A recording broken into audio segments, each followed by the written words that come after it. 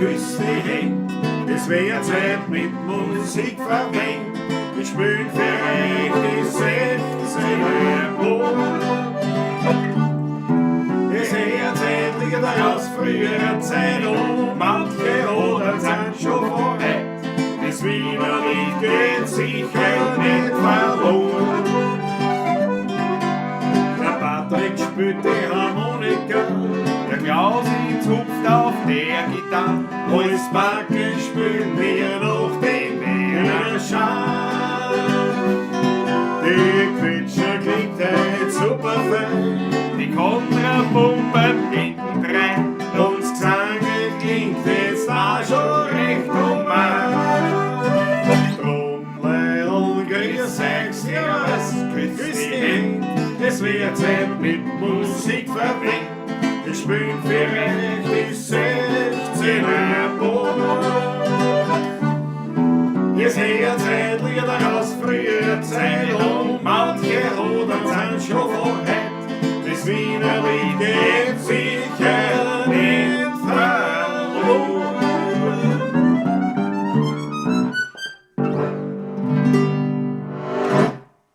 Jawohl, Prosit, Neujahr, meine lieben Pavlacisti. Ein frohes neues Jahr!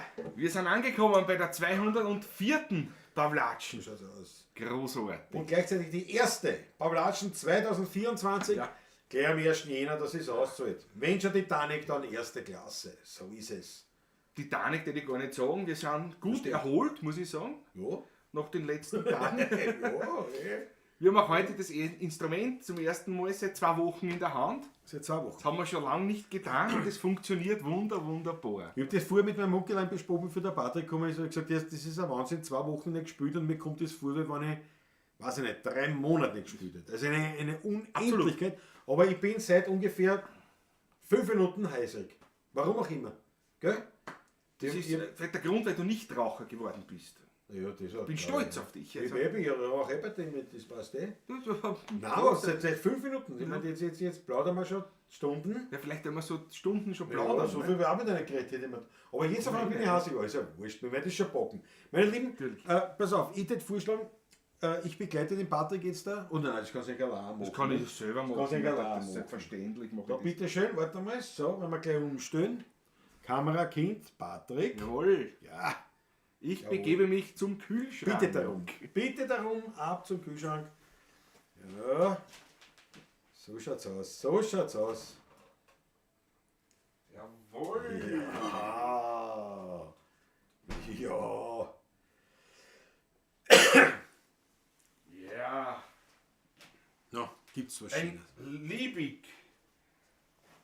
Heldensekt. Großartig. Und zwar, warum haben wir den Patrick? Weil wir Helden sind, ist schon Weil klar. wir Helden aber- sind, natürlich, es war ein wunderbares Weihnachtsgeschenk, das uns erreichte. Ein Vorweihnachtsgeschenk eigentlich. Ja. Vom lieben Markus Volker. Bravo. Deutscher Sekt. Handgerüttelt. Schloss Liebig aus Kobern-Gondorf. Ich freue mich drauf. Ja, machen wir auf. Das hätte ich auch gesagt. Schauen wir rein. Hätte ich auch gesagt, mach auf, bevor ich, dann werde ich natürlich in den Chat die Begrüßungsrunde beginnen. Aber ich weiß, Markus Volker habe ich gar nicht gesehen noch, aber ich habe noch nicht wirklich geschaut.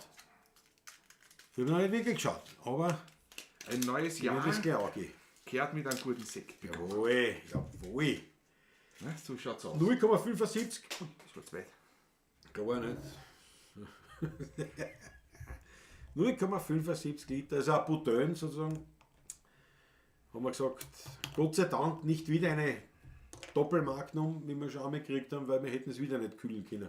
Naja, jetzt ist es schon ein bisschen Jetzt in der frischer. Zwischenzeit gegangen, aber untertags war es doch wieder sehr warm. 7, 8 Grad haben wir gehabt.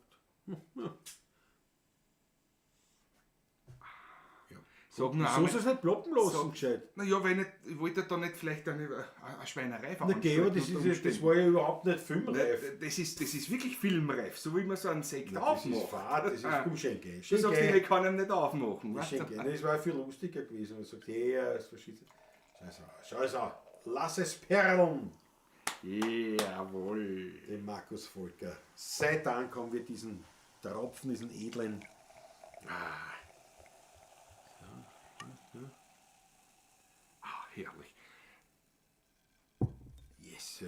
So, jetzt offiziell. Ganz offiziell, meine lieben Freunde.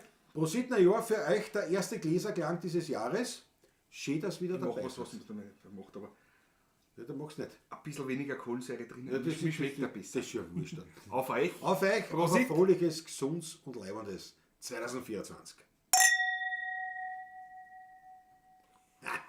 Das war ein Gläserklang.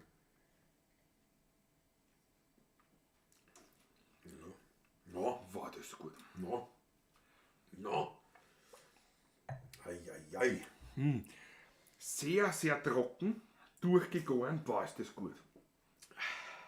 Ich schaue nur, ob das ein Jahrgangssekt ist. Nein, steht nicht drauf.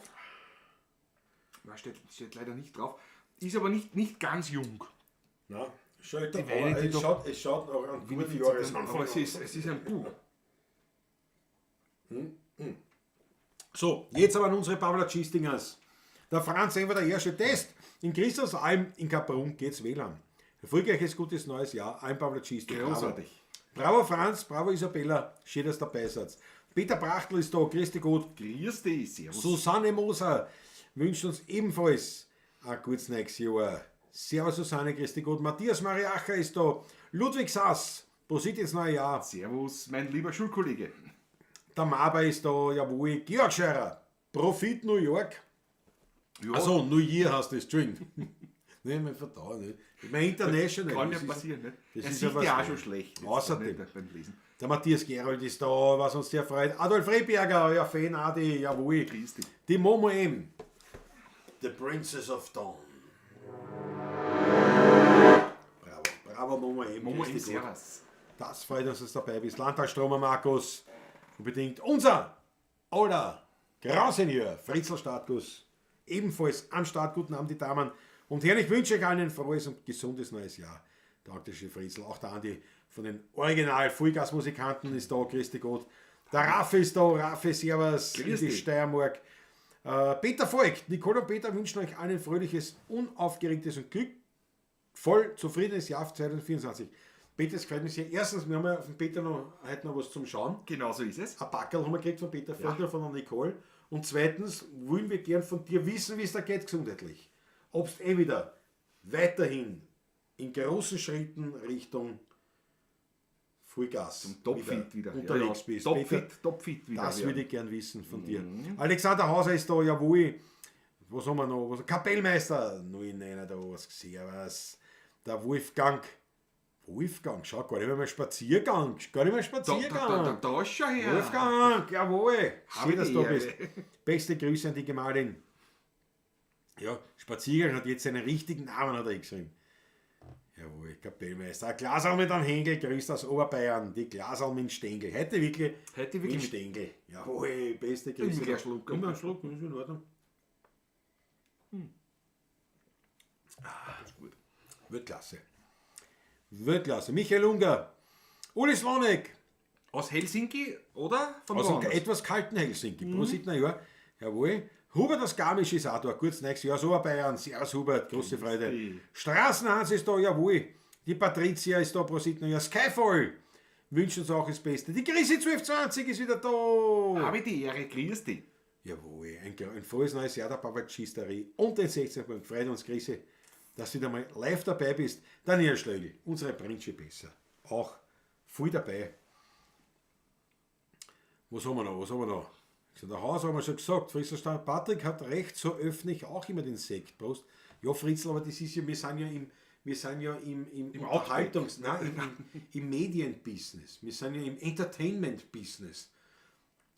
Das ist, da muss man es aufmachen, so dass man was Wehe, es hätte gespritzt da. Ja, hätte ich die auch vor. Ist wurscht, wie sie es aufmachen. Natürlich, es ist Ich egal. verarsche es sowieso. Es ist egal, es ist wurscht. Ja, die Wildcat ist da. All my stuff ist da. Schönes neues Jahr, alles Gute. Und leckere Kekse habt ihr da vor euch. Ja, die Ja, kann es nicht mehr sehen, deswegen haben wir gedacht, stellen wir so als Requisite her. Alucard ist, ja, ich sehe den Finger schon. Wenn Alucard bitte, weil jetzt ist die Wildcat. 5 Euro von Wildcat. Sunny und Mutzi werfen 2024 als Erste ein und wünschen Dankeschön. ein nymphereiches Dankeschön. 2024. Wildcat, beste Grüße an unsere Nymphensittich-Fans. Dankeschön. Dankeschön. Siehst du, nicht einmal ein Lied ganz gespielt und schon rennt die Kohle. Das Jahr fängt gut an, muss man so sagen. Und das kann nur gut werden. Absolut. Vor allem mit so einem Sekt. Absolut. Also Alucard war, glaube ich, auch schon länger nicht dabei und ich freue mich auch riesig. So, Patrick, nicht lange reden, spielen wir gleich. Greifen wir zu den Instrumenten. Das auf der Raffi ist, fangen wir gleich so an. so an heute. Der Raffi ist Da da. wollen wir gleich ein bisschen anders an. Meine lieben Paula Cheestingers, jetzt ist wieder euer Klick-Dick-Emoji-Finger gefragt, weil jetzt brauchen wir rote Achteln In großer Menge, in großer unbedingt Anzahl. für den Raffi, respektive zu Ehren vom Herrn Papa, vom Raffi, der leider kurz vor Weihnachten verstorben ist. Echt eine ungute Geschichte, muss man sagen, natürlich, so wie das sowieso, wie es ist. Und der Raffi hat uns gebeten, dass wir quasi in Vater zu Ehren in Steirerbuben spielen. Und er hat gleich geschrieben, also hat noch gesagt, es ist kein Wienerlied, nichts, aber das war leiwand. Und wir haben gesagt, natürlich selbstverständlich. Und Wir werden ihn probieren. ja, auf jeden Fall. Wir werden den Steirerbuben anreißen. Und ihr seid so lieb, hat eine rote Achteln für den Papa von Raffi, der jetzt ein Stockhächer ist. In diesem Sinne. So. Ganz kurz bevor wir da Der weiterspielen, sitzt muss ich schon noch, beim Peter Volk muss man natürlich so, danke der Nachfrage, bin wieder sehr gut in der Spur, der Alltag hat mich überglücklich wieder. Vienna Calling, sehr gut. Super. Ja. Super. Ja. Michael Ungermin, Neujahrskonzert, da kommen wir noch drauf. Harald Hunter ist da, sehr gut. Ich danke euch schön. Jetzt kommen die roten Achteln, auf das kommen wir alles noch zum Sprechen, Michael Unger auch. Neujahrskonzert und jetzt zu die Achteln, zur Orgie an rote Achteln für den Papa von Raffi haben wir eine in Steirerburg. Gustav, jawohl.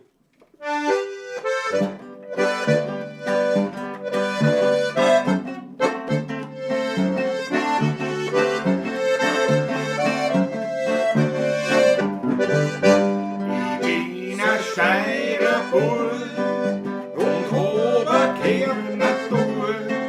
Ich mag ja gewiss kein Scham, mein lieber Steirerland.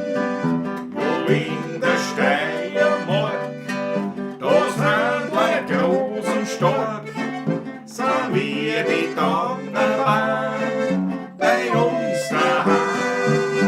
Wo in der Steiermark, da sind Leute groß und stark, sind wir die Donnerwein bei uns daheim.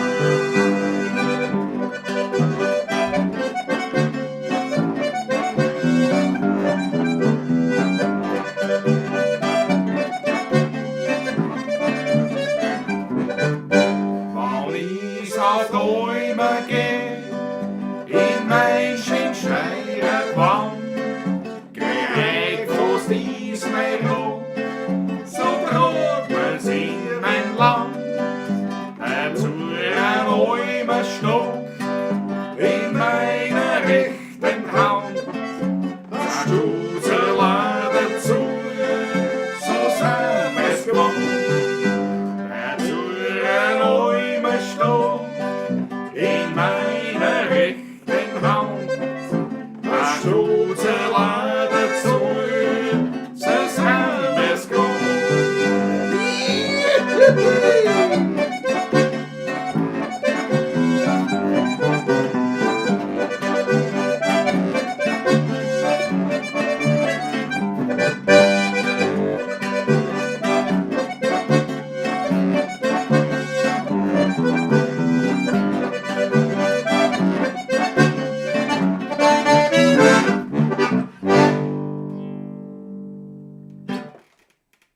Mach's gut, Vater. Jawohl. Jawohl.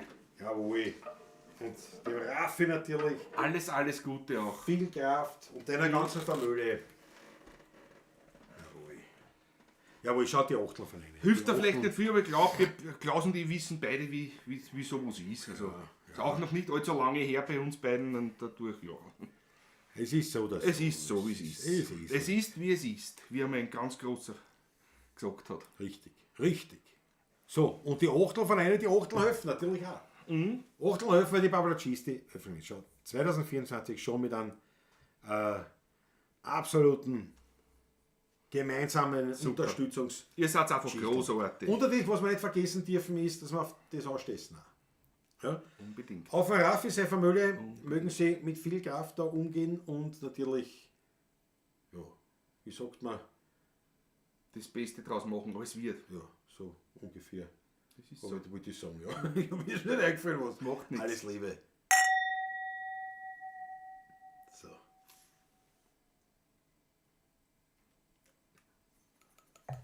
Der hat einen Zug, das ist ein Wahnsinn, ein Wahnsinn. Der Michael Unger sagt, für zwei Werner nicht schlecht gespielt, gell? Das geht schon. Das denke ich schon. Danke dir fürs Lob. Danke Michael. Du, Danke schön, schon. das aus deinem Munde. Raffi bedankt sich.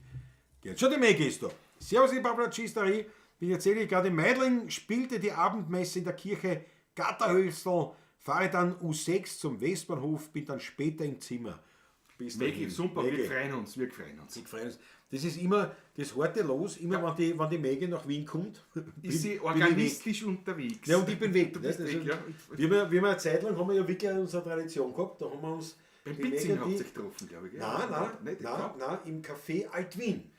Genau, da war ich auch einmal dabei. Ja, stimmt. Die Maggie war früher gerne auch beim Pitzinger, weil es dort so einen Ja. guten Veltliner Sekt einmal gegeben hat. Richtig. Das kann ich mich noch erinnern, aber das ist Jahre her. Na, aber wir haben wir haben eigentlich unsere Tradition Alt-Wien. aufgebaut gehabt im Café Alt-Wien. Und dann war es halt so irgendwann, dass sich das halt nicht mehr ausgegangen ist, weil ich halt dann schon früher in meine Klause gefahren bin und seitdem haben wir das nicht mehr. Aber ja, nichtsdestotrotz freuen wir uns, dass die Maggie in Wien ist, wenn wir ja nicht dabei sind. Aber ist ja wurscht. Sie hat eine Freude in Wien und das haut so hin. So, Hubert aus Garmisch. habe ich einen 5 überwiesen, trinkt ein Achtel. Ja, Bringt mir sofort einen Schluck natürlich. Hubert, danke dir. Hubert, klasse, danke dir vielmals. So. Und ja, Michael. Na, also jetzt mal zum Peter folgt. Peter folgt. Peter folgt, jawohl. So, wichtig ist, Ich greife nach unten bereits. lass die Maggie mal in ein Ballad rein. Das haben wir eh schon. Das haben wir schon das- oft überlegt. Ja, Ja, das das- ist irgendwie nie dann Aber das ausgegangen, kommt, das aber wird das passieren. kommt unbedingt. Das wird Ja. passieren einmal. Das wird sicher mal passieren. Die Maggie ist eine Welt. Eine der hochinteressanten Persönlichkeiten, die wir kennen dürfen. Also das Bravo, Allmeister. großartig. Das werden großartig. werden wir sicher mal machen. Also das wird sicher mal umgesetzt. So, der Raffi sagt nochmal Danke. Raffi. Hast du eine Waffe da? Brauchst du wieder Waffen? Natürlich brauche ich eine Waffe. Okay, ich habe halt nur ein stumpfes Messer. Aber jetzt Das da. macht ja, ewig immer. stumpfes Ne? Das Messer. ist eh besser vielleicht. Ne? Dass ich mich nicht noch verletze. Auch. Na, Himmel. Nein, wobei, es stimmt nicht ganz. Immer nur verletzt mit stumpfem Werkzeug. In allen Richtungen nämlich. Wenn es scharf war, habe ich mich nie verletzt. Noch.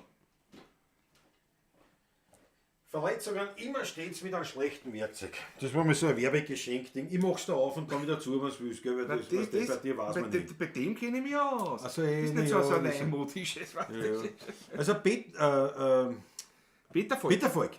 Peter folgt, Nicole, Das haben wir ist gut dieses so, Backerl bekommen. Soll ich das machen, Patrick? Soll ich das machen? Ja, klar, ich möchte es nur schön Nein, aufmachen. ich will nicht, dass du irgendwelche... Ich möchte es schön aufmachen. Ich verstehe.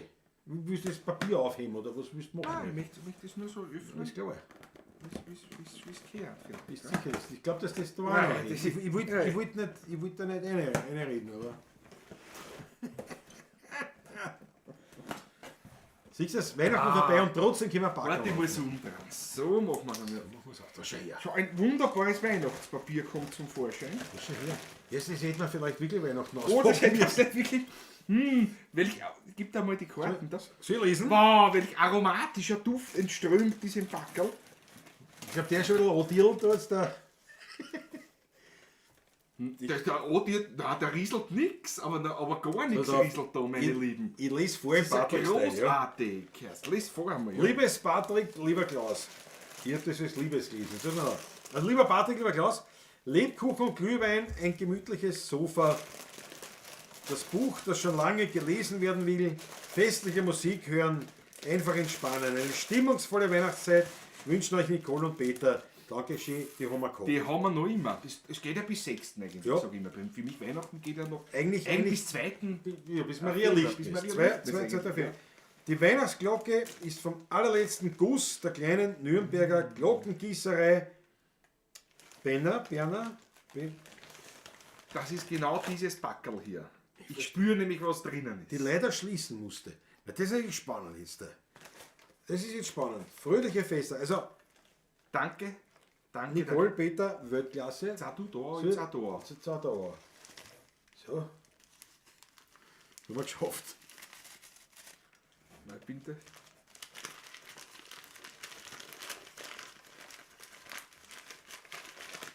Ja, jetzt wie lange der braucht. Ja, das ist ja auch man will ja nichts kaputt machen. Ne? Ja, du hast recht.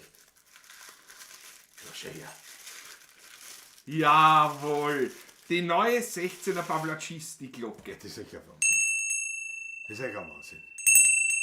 Ja, Weltklasse. Das Christkind war schon da. Warte, wir müssen ja schon noch mal übersteuern. Ne? Ja, das ist echt Großartig. gut. Also das ist also abgesehen vom Lebkuchen ist das Also, nicht gewollt. das ist echt, ich bin fast sprachlos. Und wir haben natürlich Dankeschön.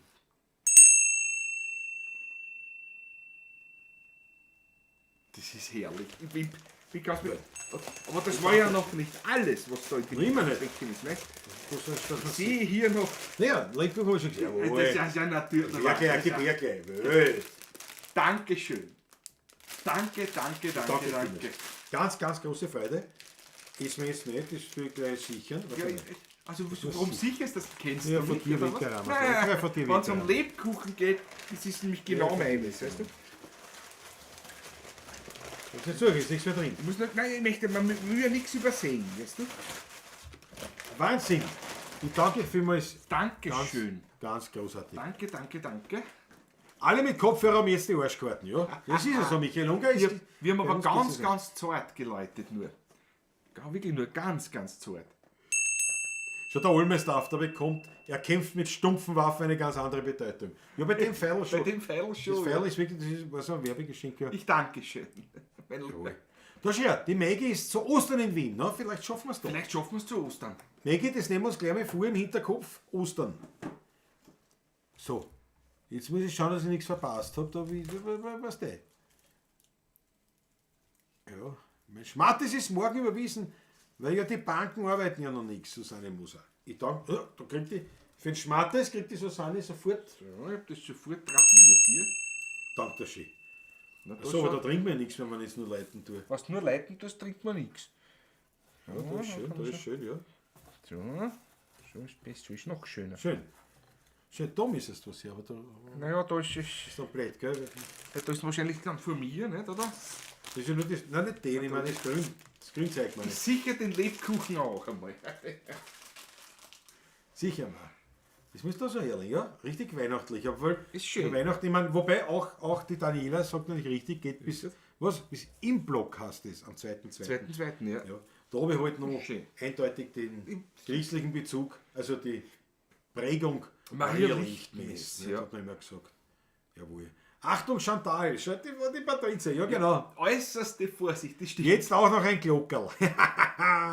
Weltklasse. Auf jeden Fall Michael, Peter folgt und Nicole, danke euch. Also jetzt Danke wirklich euch. kleinen Schluck Ich bin nehmen. eh da, ich bin eh Schlafschluck. da. Bist du da? Du hast einen Vorsprung, dumm Danke vielleicht. Weißt du? Dankeschön, ja, vielleicht. Und natürlich Markus Volker, den ich noch nicht im Chat gesehen habe, aber der dabei ist. Danke nochmal für diesen großartigen Schaumwein, sagt man dann, ne? Ja. Korrekterweise, ja.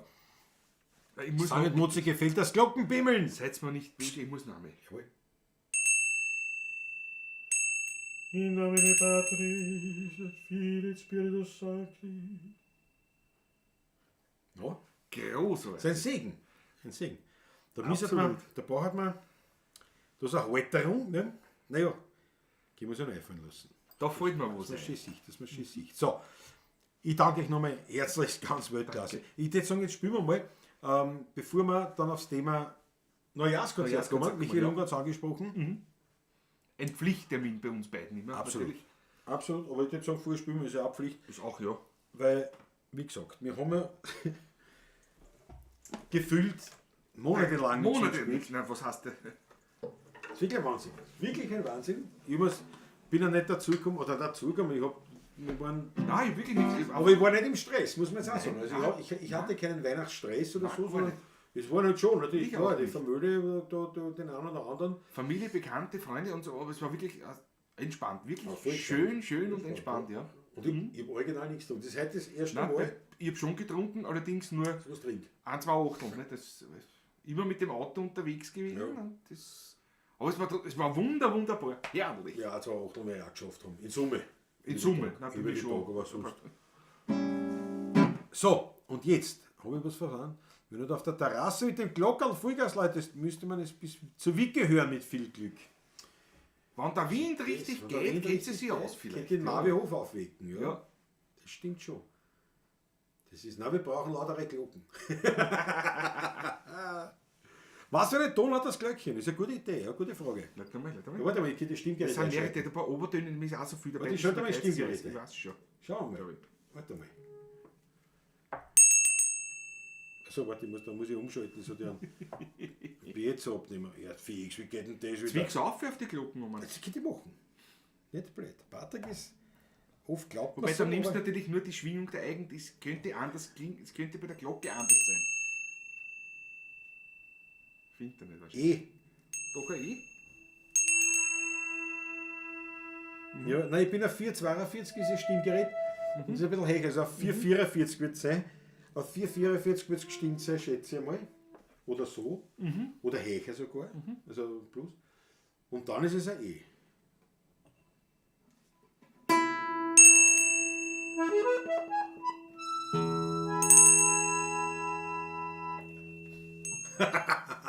In E-Dur. Also, Dur wissen wir nicht, in E. Es ist nur ein Ton, nicht? Also ob das jetzt nicht nur tut oder was, ja. Schau, der Fritzl sagt immer, wenn ein Glöckchen klingelt, bekommt ein Engel seine Flügel. Jetzt stell dir vor, wir hätten eine Glocken, was heißt, immer wenn die Glocken leid, kriegen wir ein Achtel. Das war was. So eine Glocken braucht man. Da waren wir auch schon schnell Engeln. Ja, der Engeln. Aber jetzt wissen wir, dass es in E ist. Haben wir was in E? In E haben wir gar nichts, gell? Haben wir was in E? Nein. Nein, eh eigentlich nicht. Gar nicht. Spanisch. Spanisch, ja.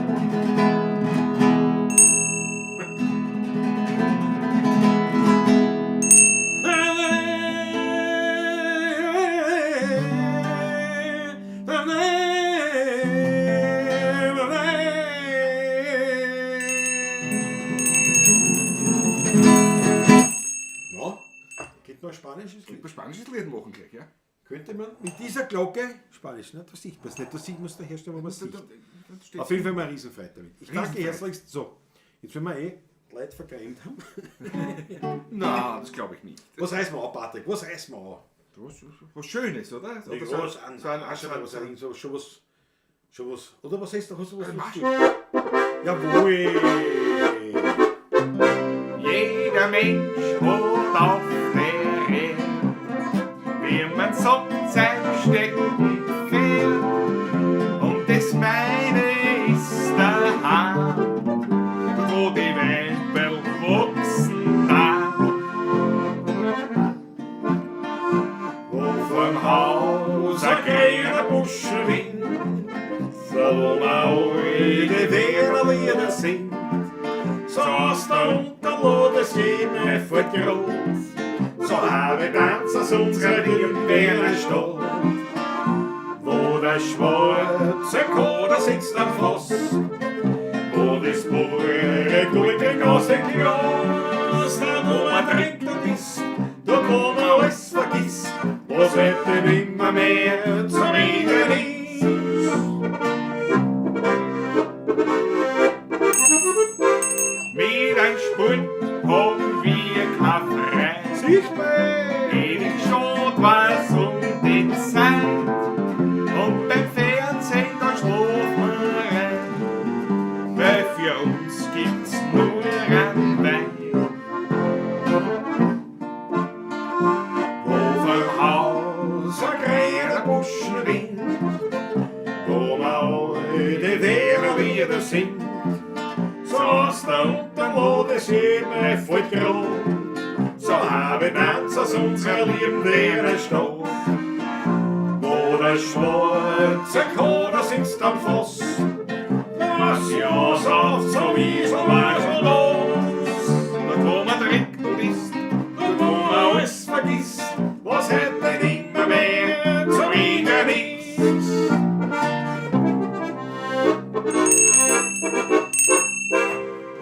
geht's einmal mit mir zu ich. Mach ich gerne Testament, es muss kein drüben sein. Gehabt's mich nach Wasser nein. Aber voll ist natürlich das ganz klar, was du. Wo vorm Haus ein grüner Buschenwind, wo man ohne die Wärmerlieder singt. So aus der Untermodensee voll Grund, so habe Tanzers unser Liebling Stadt. Wo der schwarze Kader sitzt am Fluss, wo das ja so oft so wie so mal schon aus, und wo man trinkt und isst, und wo man alles vergisst, was heute nimmer mehr zu reden ist. Jawohl! Das ist ein neuer Anfang.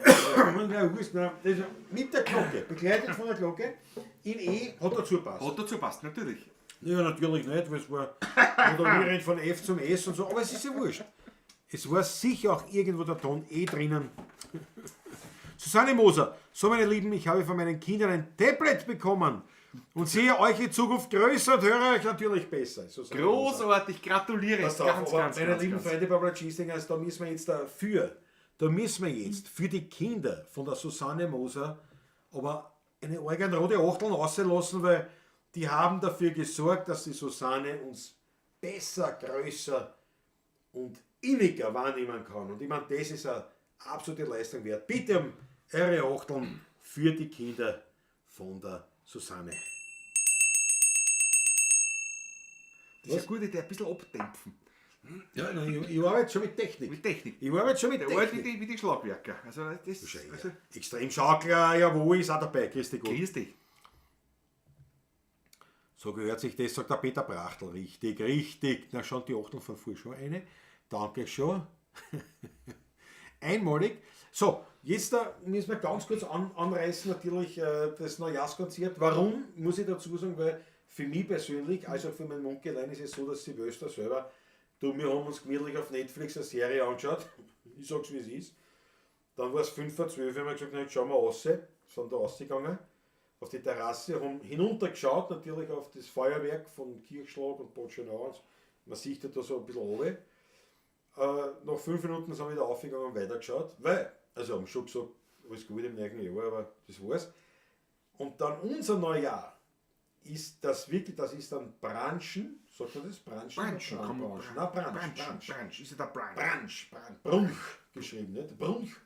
Haben wir gebrancht, ordentlich, gemütlich und haben uns da eingezogen ins Neujahrskonzert. Das ist für mein Munki und für mich, das ist unser Silvester. Also eigentlich unser Jahresanfang. Schön. Das dazwischen ist, interessiert uns gar nicht mehr so. Wie ist bei dir? Bei mir war doch eine kleine Runde gestern. 7 Personen waren wir in einem Weinkeller in Kettlersbrunn, im Weinviertel. Mein Bruder und ein lieber Freund, der Norbert, haben am Tag vorher bereits 2 Riesenbrocken Fleisch in den Smoker geschmissen und wir haben Pulled Beef und Pulled Pork genossen. Hat mir dein Bruder jetzt sogar die Bilder geschickt? Traum. Also ich gleich Wunderbaren Burger daraus gemacht mit Burgerbuns von meiner Bäcker des Vertrauens. Ich kann sagen, Huglerei, ich darf das sagen. darfst sagen. Das ist eine Trinksendung. Und dann haben wir einen wunderbaren Gerne Abend verbracht. Um 6 am Abend haben wir uns getroffen und um 1:30 war ich daheim in der Früh. Klar. Aber auch ganz, ganz gemütlich. Und wie gesagt, das Highlight natürlich am ersten ist für mich auch seit Jahrzehnten, kann ich fast sagen, das Neujahrskonzert natürlich. Ein Pflichttermin einfach. Wunderschön. Absolut. Ich mag das wirklich. Ich hab Und mich wann warst du gebranscht. im Bett? Wann warst du im Bett? Und zwar, Siehst du, wir waren 3. Weißt du warum? Weil normal, wir schauen da und dann waren wir eigentlich bei Zeiten schlafen gegangen. Aber durch dieses Silvester oben schauen, waren wir dann munter. die frische Luft. Ja, frische Luft und alles. Und jetzt haben wir dann geschaut und gesagt, erst, es Ja. ist 2:30, jetzt gehen wir ins Bett. Und dann haben wir, Zähne putzen und Co. Nicht? Und dann, und dann 3 waren wir im Bett. Bei mir also es war eigentlich im wohlwissend gestern habe ich das Ganze natürlich etwas langsam angehen lassen, weil ich wusste, ich muss ja heute noch 170 Kilometer fahren. Nach Botschenau in die Klause. Ist ganz Genau, das macht aber gar nichts. Es war ja trotzdem ein wunderschöner Abend gestern. Absolut, absolut. So, und jetzt da, muss man jetzt einmal, der Finger ist gehoben. Superchat 5 € vom Extremschaukler. Zwecks der Tradition gibt es heute den ersten Geile-Typen-Bonus, das sind wir, Das sind wir. 2024. Maximale Anerkennung für unsere 16er Buben, alias die geilen Typen. Jawohl, extrem schau gleich, danke schön.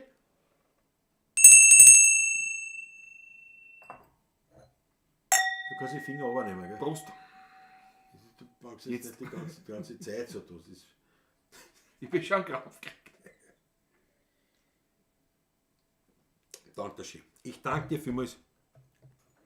Susanne Moser sogar als Neujahrskonzert ist auch was Besonderes, ja. Also für uns auf jeden Fall. Maggie ist am Westbahnhof. Maggie, dann hast du nicht mehr weit. Bitte um die Erklärung nochmal wegen einem schwarzen Code auf dem Fass. Machen wir sofort, Ja. aber vorher möchte ich noch auf den Wolfgang, alle Spaziergang eingehen. Ich habe heute auf meiner Drehleier Seiten aufgezogen. Sofort an was weiß denn die Welt, was ein Wernerherz viel denken. Ja, das werden wir gleich spielen. Aber das ist leibend. Wolfgang, da erwarten wir uns, ich meine, wir könnten auch sagen, wir würden uns freuen darüber oder wir bitten drum, aber wir wollen ehrlich sein. Wir erwarten uns ein kleines Video von dir, natürlich, was mit der Drehleier spielst. Und ich erwarte mir noch ganz was anderes. Also ich, nachdem ich auch mit Instrumentenbau mich seit vielen, vielen Jahren beschäftige und alle Instrumente, die mir in die Hand kommen, wurscht was das ist, unbedingt einmal probieren möchte, bitte darum. Ich muss einmal drauf spielen. Bitte. Bitte. Lass ich mal spielen, schauen wir mal, ob es etwas taugt. Das wirklich feststellen. Weltklasse, Weltklasse, wirklich leibend. Super Sache. Wirklich leibend. Und natürlich werden wir sofort gleich anreißen, die Nummer. Was war es in der Welt, was er jetzt fühlt. Und vorher noch, weil die Maggie sich das gewünscht hat, der schwarze Kader am Fass, ihr kennt es oft in Weinkellern und bei Weinfässern. Ich glaube, es ist wirklich tatsächlich nur im deutschsprachigen Raum so. Ich weiß nicht, ob es in Frankreich zum Beispiel oder in Italien auch so ist, ich glaube nicht. Es gibt aber was anderes, weiß aber nicht, es gibt was anderes. Ja, aber es ich ist weiß nicht, diese was. berühmte schwarze Katze, ist aber kein österreichisches. Ich glaube, das ist tatsächlich auch in Gibt's in Deutschland Deutschland so. auch, ja. Der schwarze Kader, oft in verschiedensten auf Bildern oder als Holz geschnitzt und dergleichen, da gibt es viele so Motive. Der schwarze Kader, der oft vorkommt und eben auch in dem Lied, wo der schwarze Kader sitzt am Fass, kommt daher, so zumindest meine Quellen haben das so herausgegeben, dass ja der schwarze Kader auch abergläubischen Menschen, aber ich habe schon einen Zungenschlag. Du hast einen Vorsprung. Das ist. Ja, nein, das ist natürlich. Ja, Oder, das oder ich bin gar nicht es war zu erwarten. Ich bin nur der bei dem Schall, vielleicht ist das. Nein, ich habe einen Zungenschlag, ich möchte mich herzlich entschuldigen dafür. Nichts gewöhnt mehr. Ja, wahrscheinlich. Spielst mir auch schon. Man trinkt ja nichts mehr, Ja, die 5 Flaschen können ja nichts ausmachen, oder? Nein, Scherz beiseite. Die Haare richten. Nein, also zurück zu dem schwarzen Kader. Im Aberglauben findet man den schwarzen Kader oft als Unglücksbringer. Und jetzt war es früher so, dass man gesagt hat, zur Ernte, also zum Lesen des Weins, zur Weinlese, hat man also dann Arbeiter braucht. Ne? Also Leute, Lesehelfer. Lesehelfer, Ja, genau. immer schon, ja. Und die haben natürlich also dort gearbeitet und haben Frei, selbstverständlich Kost und Logis. so ist es. gehabt. Und vor allem natürlich Kost. Genau. Und sie hat natürlich den Freibrief, sie können trinken, so viel sie wollen, was im Weinkeller ist. Ihr kennt einige und nehmt sich, was wollt ihr. Ja, genau. So ist es. Und weil, Was ihr vernichten könnt. Jetzt und gleich. das waren ja, Also Anfänge hat nicht zählt. Also Ja. zählt auch heute nicht. Nein, Also, richtig, aber das waren schon Profis, also die haben schon was gebockt, ne? Das waren schon fortgeschrittene absolut. Lesehelfer. Und jetzt war es auch so, dass natürlich die gewieften Lesehelfer haben natürlich gewusst, wo ist der beste Wein, in welchem Fassel. Und jetzt haben dann die Winzer die Idee gehabt, wenn ich einen schwarzen Kater auf ein Fass setze, wo der beste Wein drinnen ist, dann trinken sie da keinen wegen einem schwarzen Kader. Und das hat eigentlich auch funktioniert, nur kurz allerdings, weil später dann hat man gesagt, der schwarze Kader sitzt auf dem Fass, wo der beste Wein drinnen ist. Und wenn man dann halt nicht abergläubisch war, na, dann hat man gewusst, wo kriege ich den besten Wein her. So angeblich ist diese Geschichte Ist mit schwarzen die Meer die Sage. So sagt die Sage. die Meer. Das ist auch ein schönes Wort. Die Schon, Meer. Ich bin in Schnackerla. Aus, ich traue, geheim, also bin schon an. Trinken wir einen Schluck. Trinken wir einen einen Schluck. Ich trinke mir aus.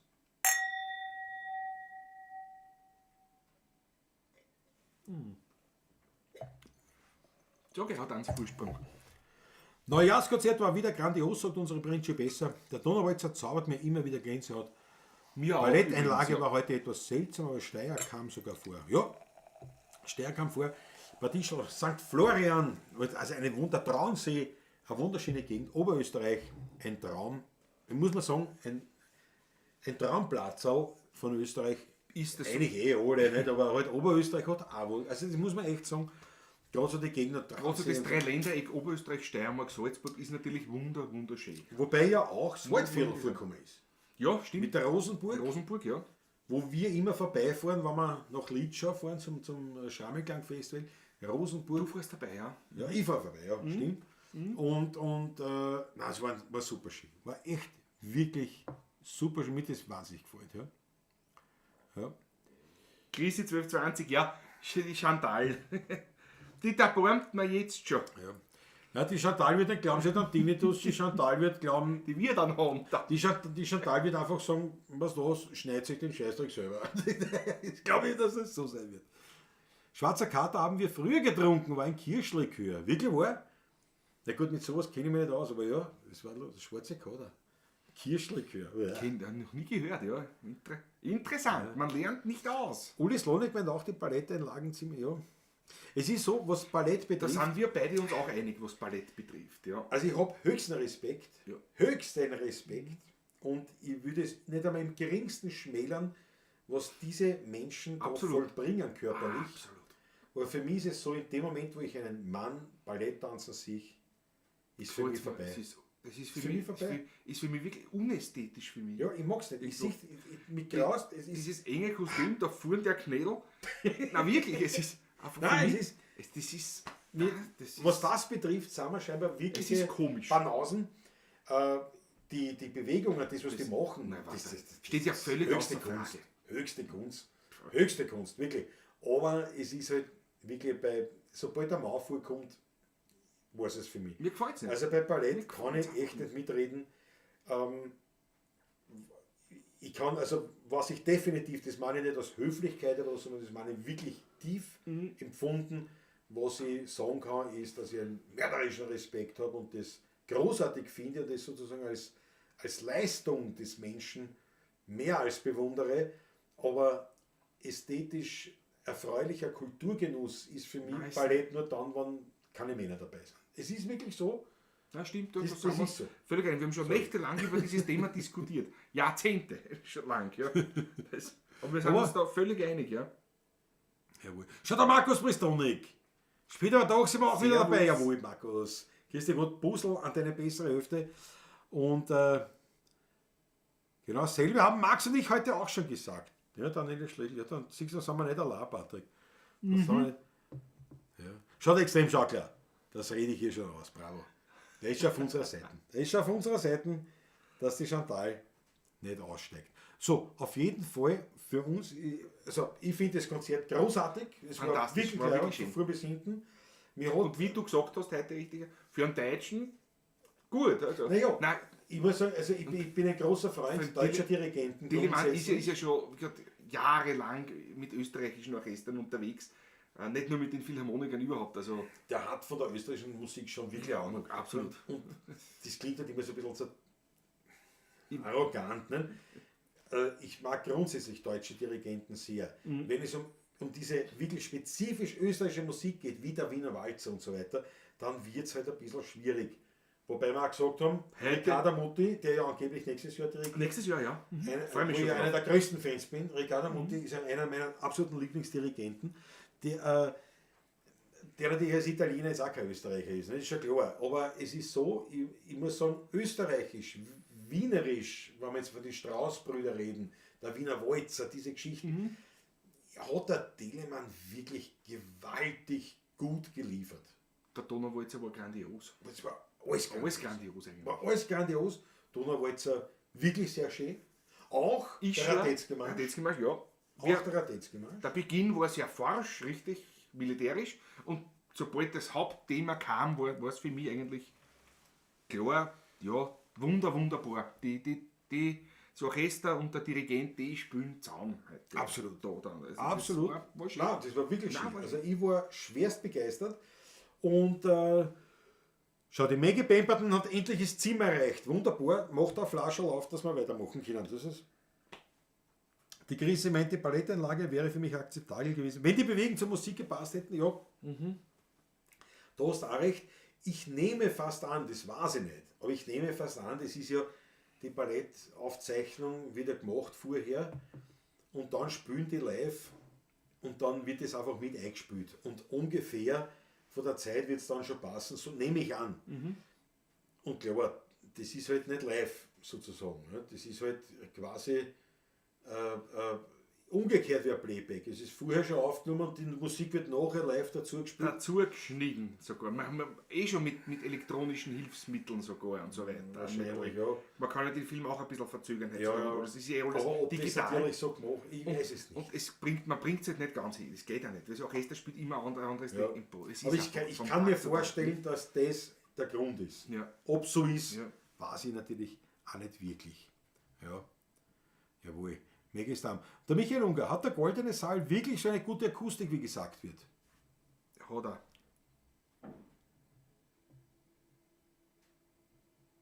Daniel Schlegel, wir haben den Scheiß halt erfunden. Das ist ein großartiger. Der Goldene Saal hat tatsächlich eine gute Akustik. Ja, ist so. Was mir etwas missfallen hat, war die Moderatorin, der Name mir jetzt nicht einfällt, weil es war früher, was immer die Barbara Rett. Lange jetzt, Jahre, Ich ja. weiß nicht, die jetzt nicht, das nicht schlecht gemacht hat. Also die jetzige.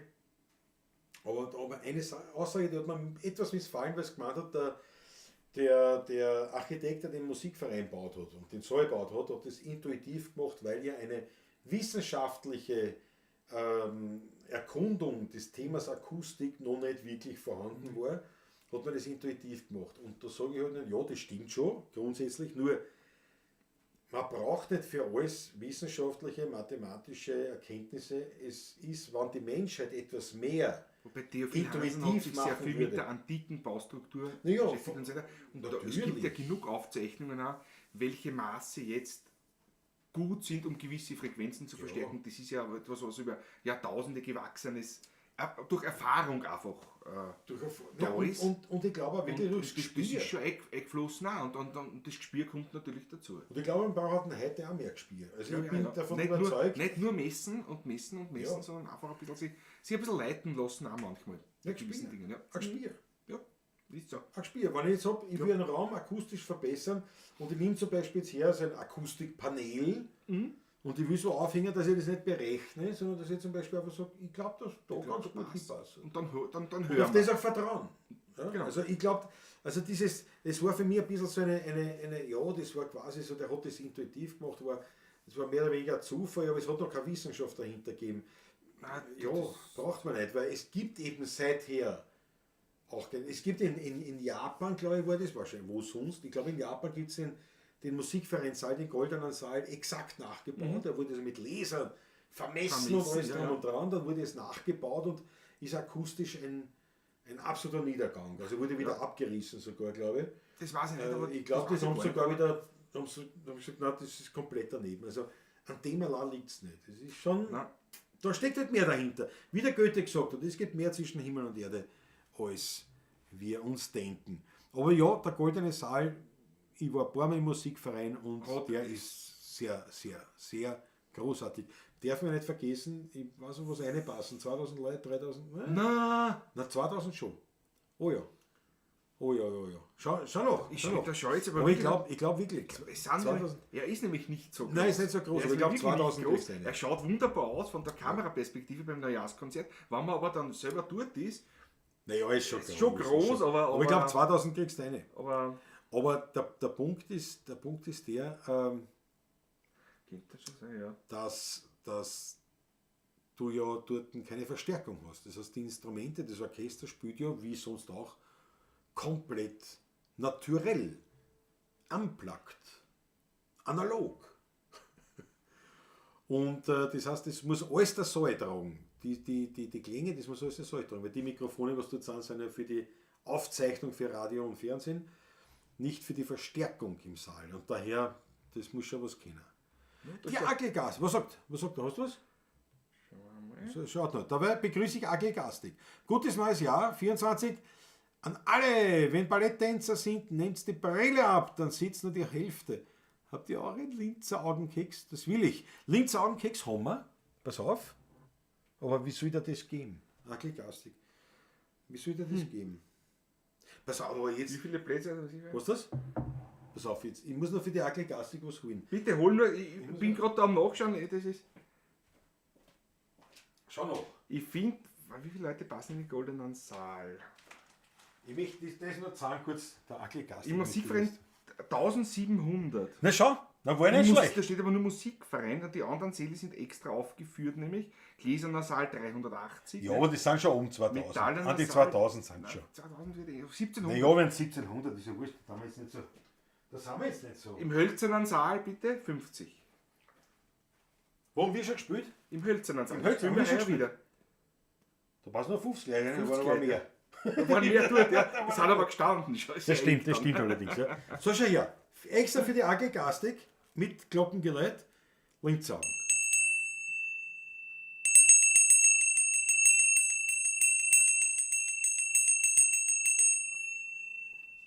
Extra für die Ackelgastig. Jawohl. Was warum ich die habe, das ist aus Grumbach, vom Achmannbeck. Die haben, wie heißt es, Weihnachtsbäckerei und Hälfte angekauft. Und da haben wir gedacht, Linzer Rein ist das Beste, das kann man immer Das geht auch immer. abseits von Das geht Weihnachten. immer. Eine Hand, wann so lang halt. Wenn Zur man Not schaut. kann man es eingefrieren auch und dann auf, dann im Sommer essen, Zum Beispiel. wenn man Gusto hat. Zum Beispiel, weil Linzer geht immer. Ja, das Da ist sind es auch noch Linzer, der Büster Linzer für die Ackelgastig, das ist so. Ein Linzag nehme ich so viel. Das müsste jetzt so sein. Sag's her in die Kamera schön. Schaut so aus, ja.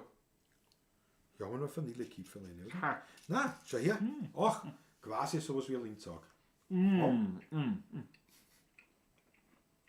haben wir beide den Mund gleichzeitig. Ja, gut, Das ist sehr unhöflich. Die Antworten kommen schon. 1744 ist da Sitz und 300 Stehplätze. Ja, Ja, okay, ja, ja. 2000, ja. Bin ich gut? Na, bin ich gut? Weltklasse, klasse. So. Die Mann hat das ganz gut gemacht, sagt der Ludwig Sass. Aber die Wiener Gemütlichkeit Schamwitz hat er nicht drüber gebracht. Ja, ich finde wiederum, er hat es relativ gut, aber ja, das ist natürlich eine Spielsache, aber ich glaube schon. Also, ich weiß schon, was du meinst, aber ich sage mal, da gibt es schlechtere, die sind ja alle Weltklasse, aber Naja. da gibt's andere Wenn wir Beispiele. schon aus dem Nähkästchen plaudern, können wir so ruhig sagen, eines, das mir so negativ in Erinnerung geblieben ist, ist Jahre her, Seiji Osawa zum Beispiel, hat mir gar nicht gefallen. Japan, ein Thema, das sich durchzieht. Nein, ist ja nichts gegen ein Ding, ein großartiger Künstler und Dirigent und Musiker. Aber das Neujahrskonzert ist mir so in Erinnerung noch immer und das war nicht, hat mir nicht gefallen. Ich meine, es Aber ist halt so, ja, nicht Neujahrskonzert, schlecht, es ist deswegen. halt so viel Walzer, es ist so viel Wiener Musik drinnen und das ist wirklich eine komplett andere Spielwiese als alle anderen klassischen Konzerte. Es ist ja so. Ja. Ja. So, der Fritzl Stadtguss. Ich frage mich, ob der Dirigent wirklich so viel auf das Orchester Einfluss hat. Die Musiker schauen doch eh auf die Noten. Na, schon gewaltig viel, mehr als man glaubt. Ja, Weniger als viele glauben, aber viel mehr als manche glauben. Weil ja, das stimmt schon, die Musiker schauen auf die Noten, aber jetzt nimm her uns zwar, wir spielen, wenn wir 30 Jahre zusammen spielen und wenn wir uns ausschauen und wenn wir wissen, wir spielen und wie es geht. Wir schauen uns an, spielen und singen. Und wenn wir mal 3, 4, und sagen wir ein besseres Beispiel, die Blues-Schrammel, da sind wir 6 Leute, das wird schon schwieriger. wird schon schwierig. Boah. Das wird schon schwieriger. Da musst schon, also da bleiben wir dann schon an den Aufzeichnungen hängen, Ja, wenn wir natürlich. sagen, ja, das muss jetzt genau passen. Und wenn du noch mehr Musiker bist, du brauchst dann jemanden, der, Der das alles die unter einen zusammenfasst. Hut bringt quasi. Ja. Ja, ja. also das brauchst du schon. Und ich weiß nicht, was sind das, wie viel sind das? 40, 50 Leute? 60? 60, ja, Sowas. je nachdem. Ja. Und dann hast du Machen ja, wir mehr, du hast ja 60. Lautstärken. Das heißt, du spielst Ja. ja, du siehst ja deine Noten, nur jetzt sitzt du, sagen wir mal, bei der Bratschen, hinter dir blasen die Posaunen, du hörst nichts. Du hörst nichts von da drüben und nichts von dort drüben. Orchestergraben ist eigentlich kein schönes Musizieren. Nein. Das ist laut, das ist ein Ding, und du hast eins und du brauchst jetzt jemanden, der das quasi eben dirigiert, eben leitet. Also es ist schon so, ich habe noch nie mit einem Dirigenten gearbeitet, das heißt, wirklich in Wirklichkeit wissen wir es nicht. Aber ich war schon bei Proben im Aber wir Orchestergraben gehen- ja, dabei, oder nämlich wir- dadurch weiß ich, wie die Geräuschkulisse alleine ist Ja, und ja, wie na, gearbeitet wird. Das Also, ist irre. Also das ist, da hörst du nicht, wie klingt das da, oder, sondern da muss einer da vorne, der das alles quasi dann in eine also Einheit der tut die bringt, Geiger ja. auf der linken Seite, wenn du sitzt, hört das Triangel und der, wie das beim Jahreskonzert Ja, ja. so gehört haben, hört der nichts. Das Also nix. das Hört das nicht Blindflug. Also da ist schon was dran, ja. So, Susanne Moser, habe heute Nachmittag mein Tablet genutzt und hinauf, Herrgott, auch stark genossen. Gesungen vom Wille Residals, Peter Havlicek. War auch schön, aber ihr seid besser, weil ihr kräftige Stimmen habt. Dankeschön, Susanne. Dankeschön, Wobei, das danke, ist sehr Weltaufnahme, was du da gekocht hast. Ja. Ja. Daniel Schlöger hat es einmal geglaubt, in stundenlangen Diskussionen hat mich Max dann doch vom Gegenteil überzeugt. Na schau. Ja, geil. Schau, was da alles gibt. Das Chrissy sagt auch, ich habe einmal ein Doku über die Symphoniker gesehen. Ja. Da hat ein Musiker herausgesucht, dass wenn die Musiker einen Dirigent nicht mögen. Ja genau, dann können sie natürlich... Und die Philharmoniker sind imstande, so ein Neujahrskonzert zur Not alleine zu spielen. Ja. Ohne Probleme ist Ja, so. vor allem die Werke, die sie oft Die gespielt Werke, haben. die sie oft spielen. Also, Also Donauwalzer dann, ist oder Radetzky Radetzky Marsch, hast du ja kein Problem. gesehen, der Tillemann war ja, da hat er da nicht dirigiert, sondern eher so ums Publikum gekümmert. Ja, ich meine, an Radetzky Marsch spielst du schon aus dem FF. Und Uli Slonik gefällt mir, was bei Wissenschaft rauskommt, sieht man bei der Elbphilharmonie. Danke Uli Slonik, damit Ja, hast du kommt alles das- gesagt, damit ist alles was zu gesagt, sagen ist. Ja. Wirklich wahr. So, ich bin da weit hin. Jetzt müssen wir noch spielen. Was war das? Was weiß denn ein Herz? Ah, was weiß denn die Welt? Was weiß die Welt, was ein Wernerherz fühlt? Wie ist das noch? Vor lauter Diskussion und Ding? Ja. Jetzt, und ich bin viel Zeit um. Ich muss leider ein paar Kommentare überspringen, weil. Ja. Ich sehe, der Extremschaukler schreibt ganz was wichtig, was wir gerade gesagt haben. Ne? Habe am Ebers einige Kapellenkonzerte unterstützt und habe damals gemerkt, wie wichtig der Dirigent ist und Einfluss nimmt. Ja. Besonders was Einsätze, Tempo, Dynamik angeht. Ja, genau so ist es. Und wir haben das zum Beispiel so ist jetzt es, bei den Blues-Schrammeln, wo wir eben zu 6 spielen, mit Uli Bär, Uli Winter, Herbert Nowacek, Toni Griebaum noch dazu. Da haben wir jetzt keinen Dirigenten, aber es gibt immer, also bei den jeweiligen Liedern, je nachdem, wer da irgendwie so besonders vom Spülen her im Vordergrund steht, Auf den wird kurcht. da wird dann immer, da das kommt dann ist immer der dazu Ding, zugeschrieben, auf Cue. ja. On Cue. Ja. Da steht ja der Name auch mit dabei. Toni, Bär, Patrick, Und der macht Klaus dann- oder so. Nicht? Weil jetzt spielen wir da, nicht? Und Solo. Und derjenige, der da jetzt vorgesehen ist, meistens ist es der Uli Winter. Uli oder der Toni, der Schlagzeuger. Oder der Toni, Zeichner. der Schlagzeuger, ja. Ja. Und der gibt dann vor, der sagt dann, so, du spielst es Solo, nicht? Spielt er es Solo und dann wird irgendwann Schluss gemacht oder dann wird ausgespielt. Und dann macht der eine ein Cue und dann weiß man, okay, jetzt mit dem nächsten Takt ist Schluss. Ist es jetzt kein Dirigent per se, aber er bringt quasi eine Ordnung in die Struktur, weil man doch 6 Eine Leute Ordnung sind in die Unordnung. und der da hinten von dem nicht so viel hört und so. Also das ist dahinter. Gedanke, sage ich mal. Besonders die Leute, die nahe am Schlagzeug sitzen. Das stimmt. Wo es ja oft der Herbert und der Patrick ist. Im Bluesrahmen. Da zischelt die Hi-Hat im Ohr oft. Naja, das ist jetzt ja ein Schlagzeug, hat nicht eine Lautstärke. Aber das jetzt kannst du dir nicht vorstellen. Jetzt war es bratscht ein bisschen der Geiger und hinter dir blasen die Posaunen da rein. Posaunen rein. Na, ja. So, aber jetzt. So viel reden. So viel Jetzt müssen wir- reden so wieder heute. Mein Ja. Papa hat oft bei der Militärmusik beim Marschieren seine Klarinette selbst nicht gehört, wenn alle voll spielen. Ja, genau so ist es. Genau, Michael Unger, so ist es, ja. Ja, es ist, man muss jetzt wirklich so denken, wie das ist. Wir sind zu zweit, das ist leibend, wir zwei, wir hören uns schon irgendwie. Wobei auch oft Situationen gibt, wo Ich glaube, ich höre höre nichts höre von dir. nichts von dir, gar nichts. Nur wir sind nicht gut zusammengespielt, also Ja. wir schauen uns an, wir denken uns, es wird schon Wird ungefähr schon okay. passen, Ja, ne? das- Aber ja. Jawohl. Gut, dass unsere Principessa in Steyr beheimatet ist. Jawohl. So, was Ja, war's was denn war's die denn Welt? die Welt, ja? F.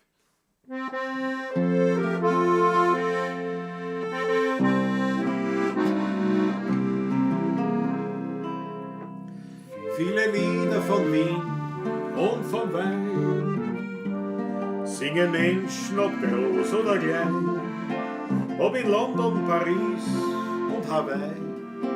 Aber jeder denkt sich im Stillen dabei, dass der Werner immer bei Fassel schwingt und den ganzen Tag gegen nur stinkt.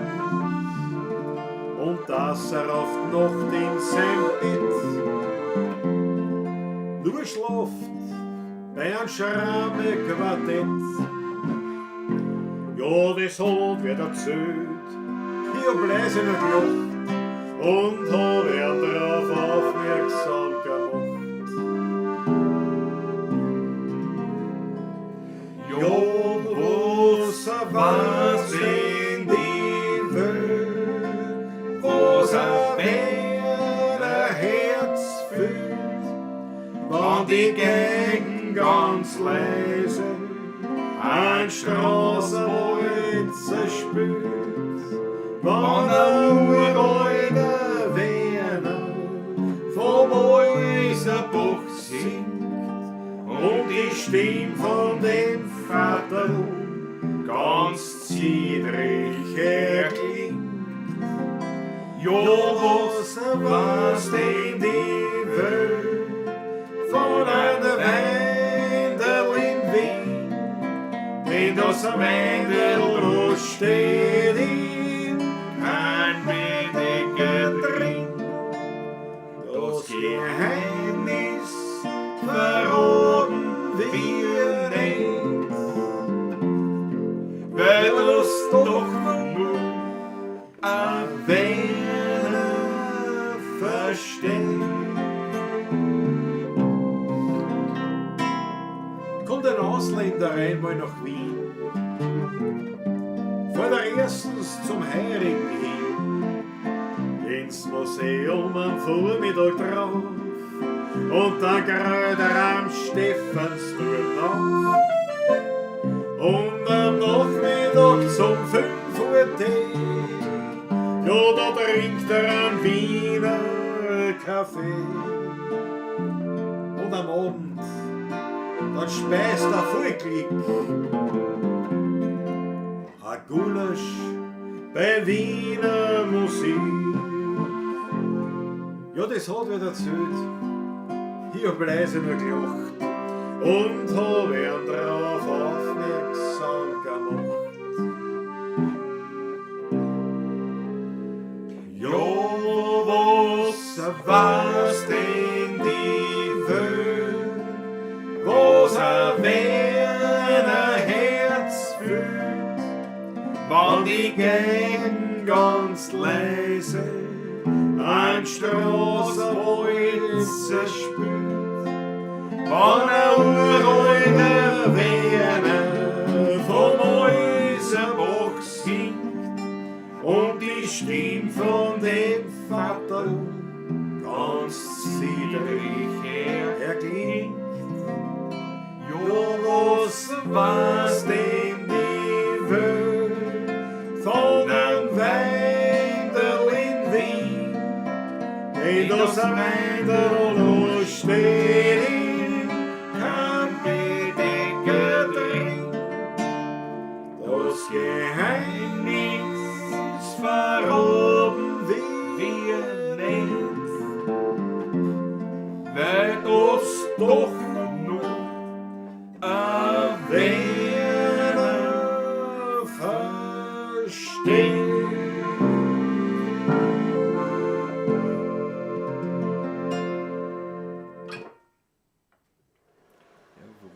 Jawohl.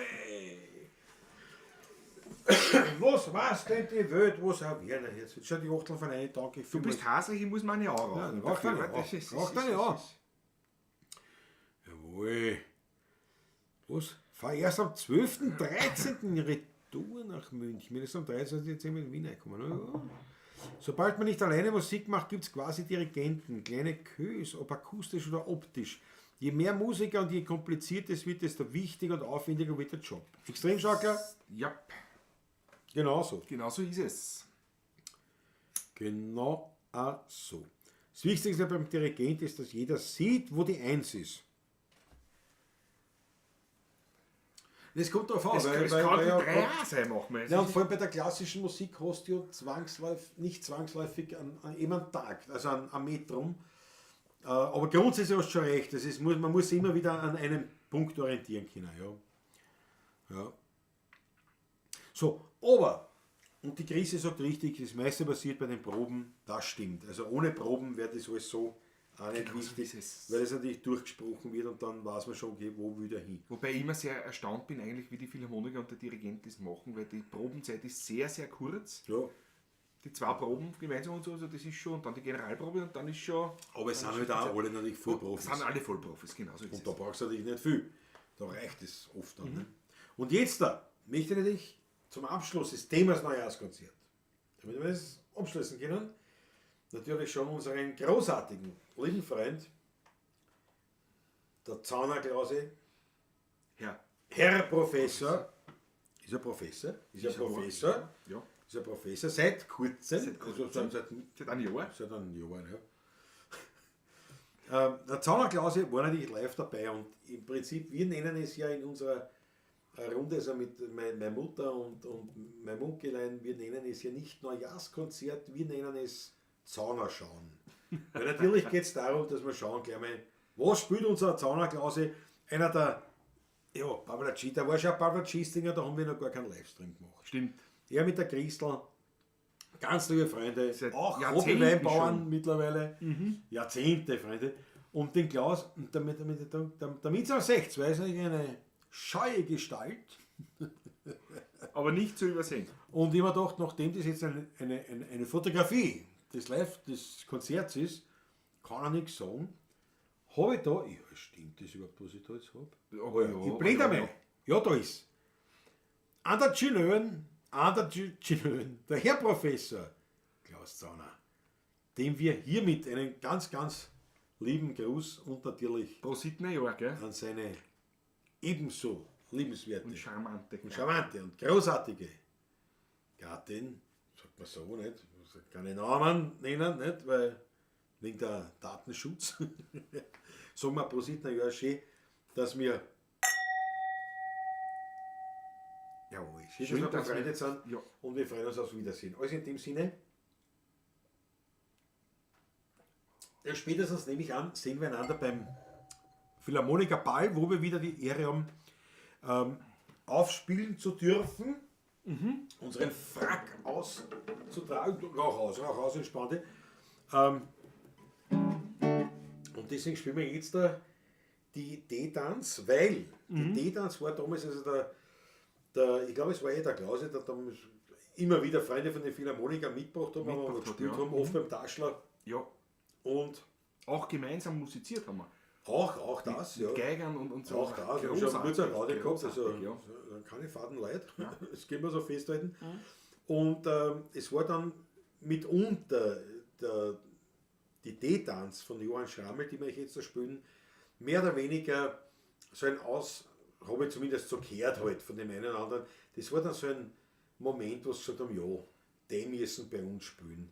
Das ist, dort sagen sie das wirklich, diese Musik ehrlich meinen. Sagen wir es so. So ist es irgendwie aufgekommen und ja. seitdem haben wir die Freude und Ehre, dort spielen zu dürfen.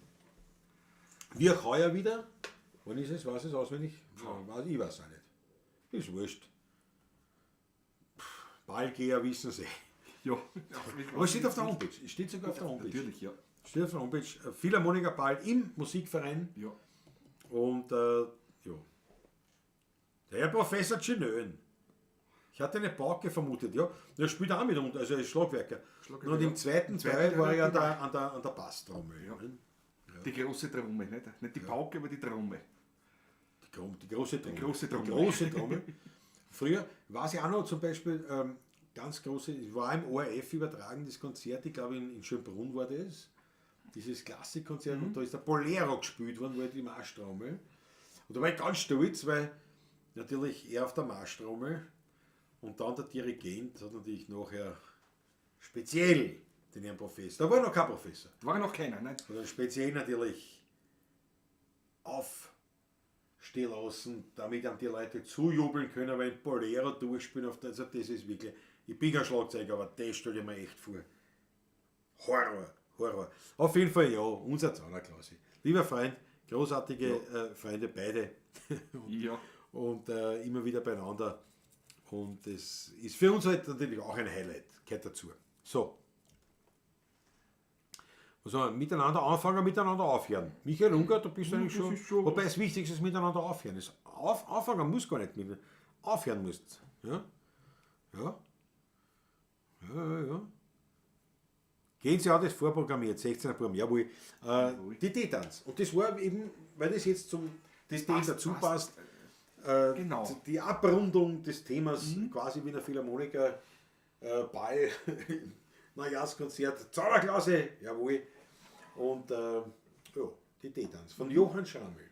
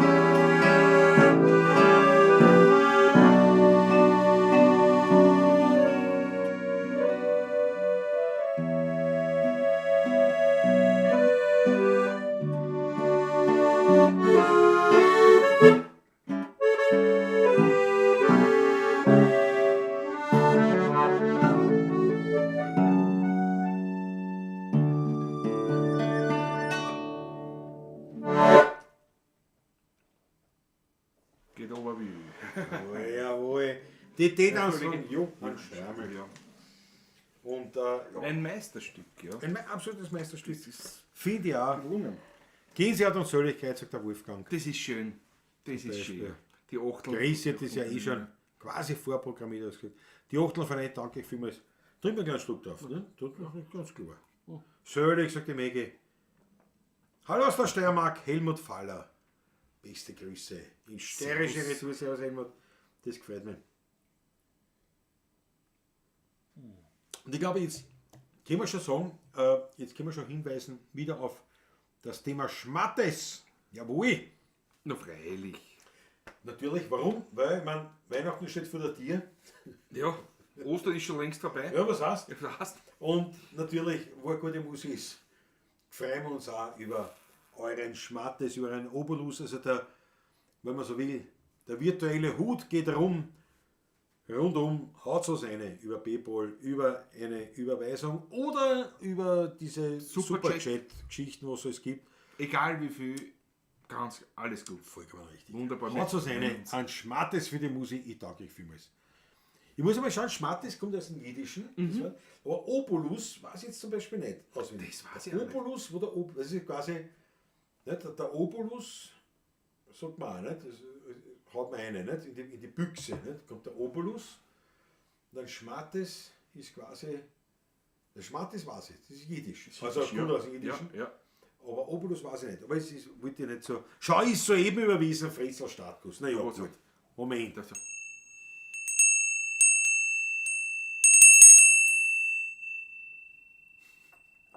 Sagt der Chef Fritzl. Unser Grausenior.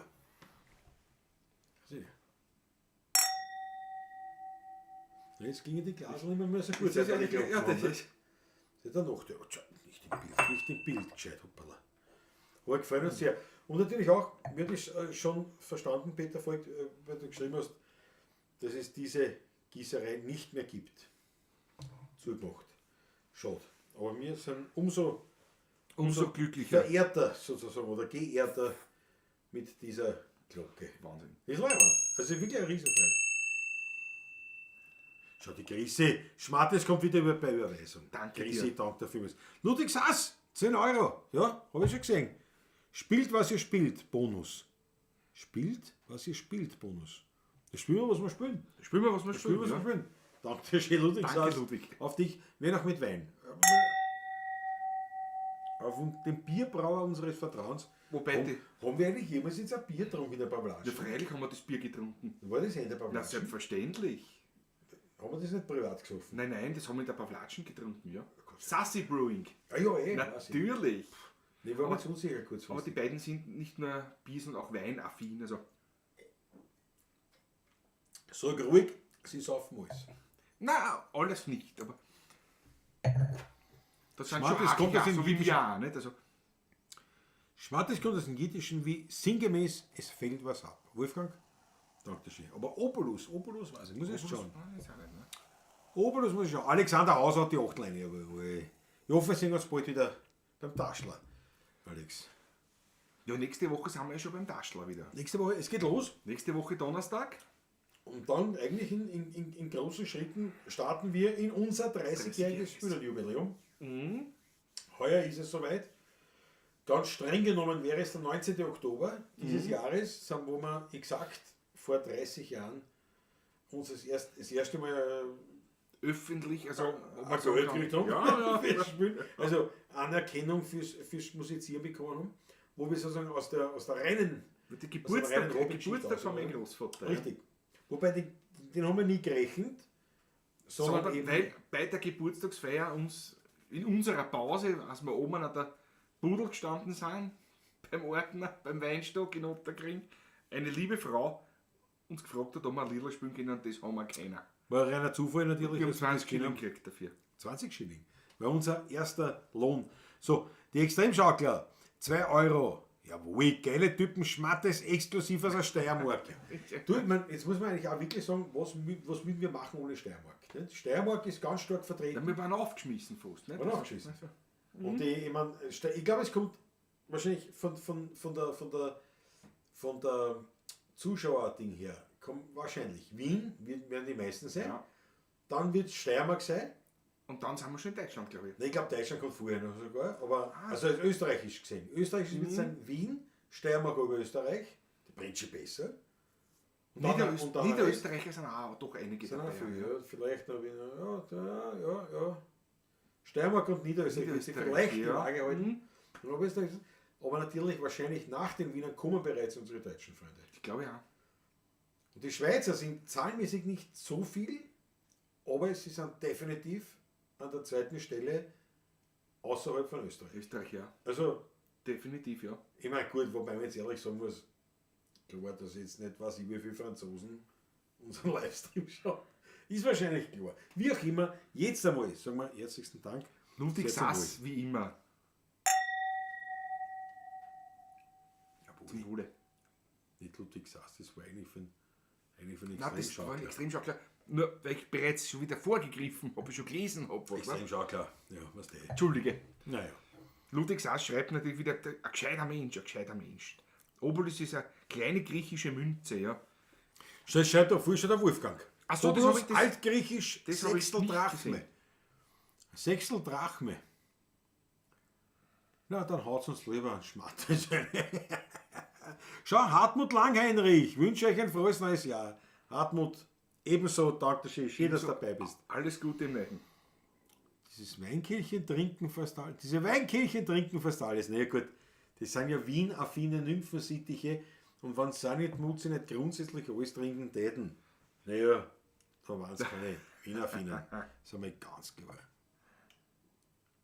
Schon der Fritzl Startgast, der Grausenior. Ihr spielt schon 30 Jahre zusammen, habt ihr mit 6 Jahren angefangen. Ein Kompliment, Ja, ein Kompliment. Das ist natürlich sehr lieb, aber leider an der Realität vollkommen vorbei. Na, tatsächlich, du warst 17, ich war 19. Ich war 17, ja. Ja, genau. 1994 war das Ganze. Und ja, 17 und 19 waren wir. Mittelhessen ist wie immer vertreten, Landesstromer, Weltklasse. Süddeutschland ist stark, ja stimmt. Fast Frankreich mit der Pracht. Fast. 16er Kreis geworden, ja, die Mecke. Naja, es ist ja wirklich so, es ist dann schwierig, dass du irgendwann sagst, wir sind ja keine Buben mehr, nicht? Aber ja, ist es so. Liebe Grüße aus Kärnten, Barbara und Toni! Toni, grüß Was euch ist da über? Gott, meine Lieben. Schon lange, lange nicht gesehen. All verfahren. Vollverfahren. Da muss sofort das Glas erheben. Ach, liebe Freunde, aus Urzeiten, aus Urzeiten der 16er ja. Buben. Das gefällt mir. Ganz liebe Grüße an euch zurück. Damit war dir gemeint. Weltkette, Dankeschön.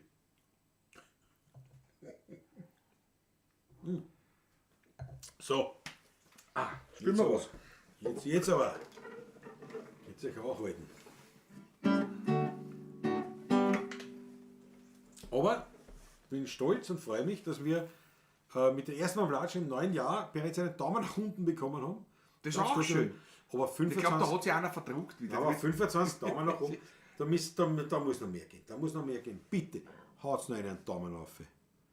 Das ist auch zu gut. Genau, die Band, die Mege repräsentiert England, Bayern und die Schweiz. Susanne Moser, vom Alter her könnte es meine Kinder sein. Ja, Aber das aber kann man bald sein. Ne? Das ist erst mit Surat näher erbt. apropos! Ja. Ja, von mir. Ist aber nicht die Susanne gemeint, möchte ich gleich Nein. festhalten. Ja. Ich glaube, meine Erbtante wird 120 Jahre. Ob ich die Erbschaft noch erlebe, ist nicht ganz klar. Sie hat die Tausender im Sarg und ich kann's brauchen. Renn schon im Schuh, hab nichts zum Tschechen, nichts zum Rauchen. Sie lebt bescheiden, unsere Tante Melanie. Und die Verwandtschaft wartet schon lang auf die Marie. Es ist eine Ungerechtigkeit auf der Welt. Die Tante raucht nicht, die Tante trinkt nicht, die hat kein Haar, die hat nur Geld. Und das ist das, was uns auf der Welt so fehlt. Ja, sage mir so, sie ist eine Göttin, die Haare schwirrt und die gehört dazu. Für die war ich sowieso alt, aber nur ein depperter Bub. Spore die Tränen, die an deine Schäden, die liegen wunderbar. Geh zurück zu dem Alten, der soll auf die halten. Ich hab längst vergessen, wie schön's mit dir war. Auf Englisch, wenn du... Na, na, na, na, na. Bravo. Na, na, na, na, na. Na, na, na, na, na. Hey, boy. Na, na, na, na, na. Na, na, na, na, na. Na, na, na, na, na. Sag ihm, wer soll sie sein Göttin, die Haare schwirren und die gehört dazu. Für die war ich sowieso alt, aber nur ein depperter Bub. Spur da die Tränen, die an deine Schienen, die liegen wunderbar. Geh zurück zu dem Alten, der soll auf die halten. Ich hab längst vergessen, wie schön's mit dir war. Das hat einen Grund. Moment. Weil ich hab einen Weingarten am Bieshambeck. Ich bin da gern, weil mich kein Mensch dort steht. Ich schau den Rinder beim Wachsen zu. ja, ich hab dort mehr In meinem Weingarten am Biesenberg dreht sich mir nur recht und nicht verkehrt. man kann die Vogel dort noch singen hören. Und am Himmel, da siehst die höchsten Sterne. Und nachher regen sich die Wolken erst verzogen. Dann sich über Wien einen großen Regenbogen. In meinem Weingarten am Biesenberg, das Fleckerl, das mir allein nicht kehrt. Dort wächst, ich sag's ganz nebenbei, Das war der beste Träumer Wein. das ist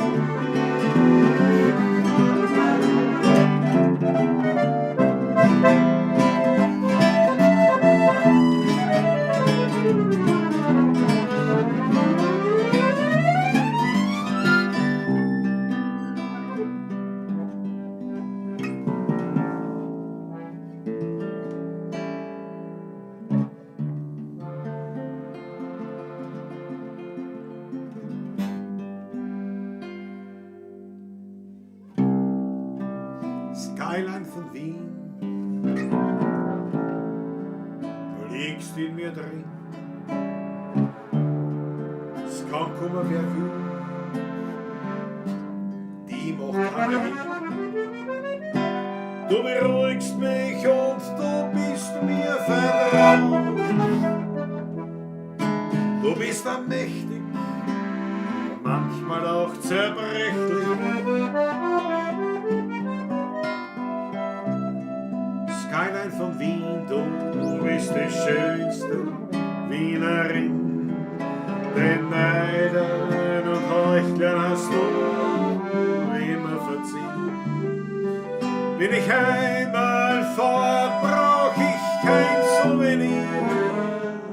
Skyline von Wien, du lebst tief in mir.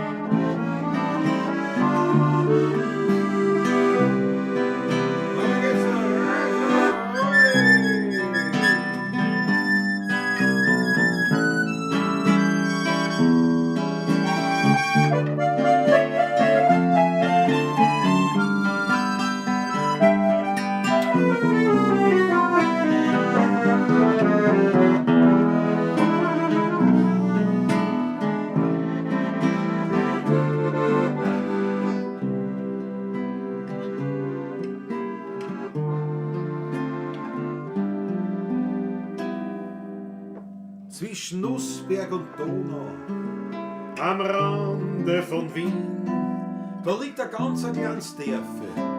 mit kleinen Häusern darin und gleich bei der Kirchen Ums Eck, da liegt die Buschenschank-Taschler versteckt.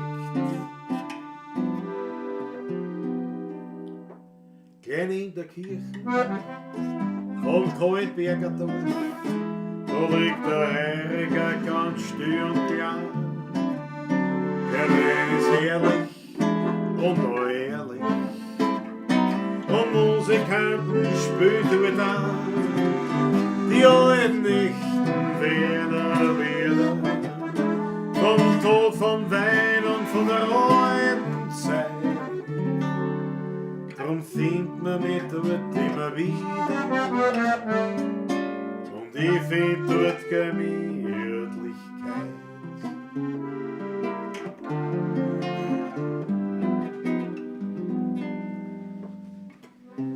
ist noch nichts neu und nicht modernisiert.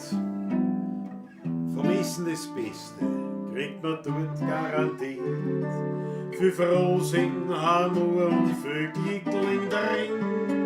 In der Busche schankt Taschler am Rande von Wien.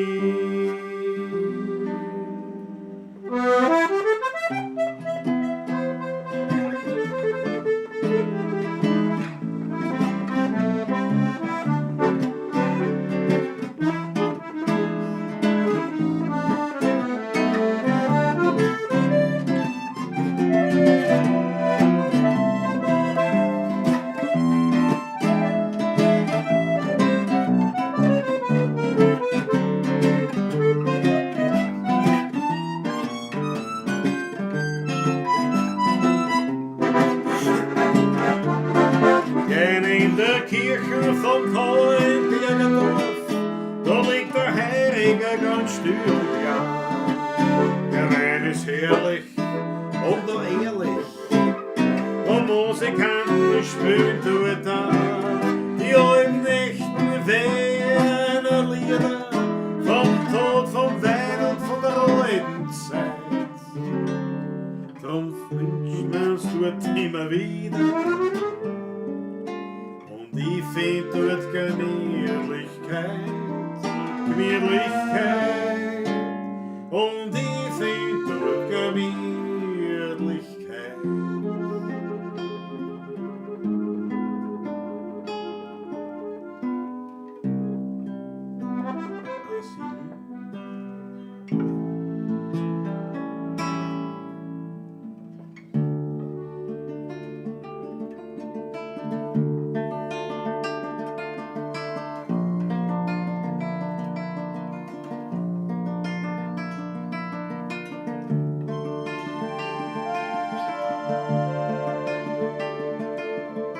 Kopf verlockert, Knie aufgeschoben und die Finger zwickt und aufgeschiffte Wund.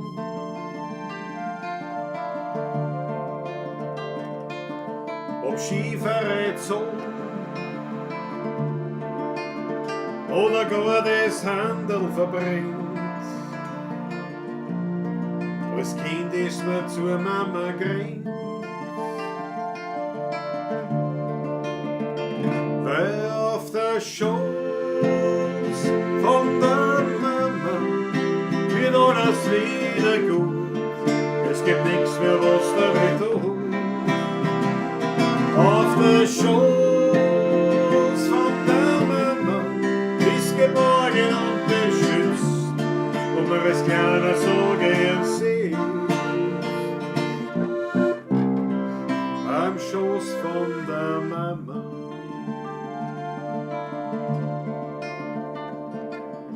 Am Spielzeug verloren, ein Botschen im Rau und ein Fleck in der Schuhe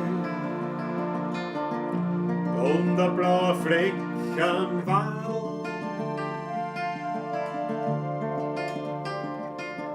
Ob eingeschossene Scheibe oder beim Zündeln was verbrennt. Als Kind ist man zur Mama gerannt, weil auf der Schoß von der Mama wird alles wieder gut. Es gibt nichts mehr, was damit tut. Auf der Schoß von der Mama bist geborgen und beschützt, und man es gerne so gern sieht. Am Schoß von der Mama.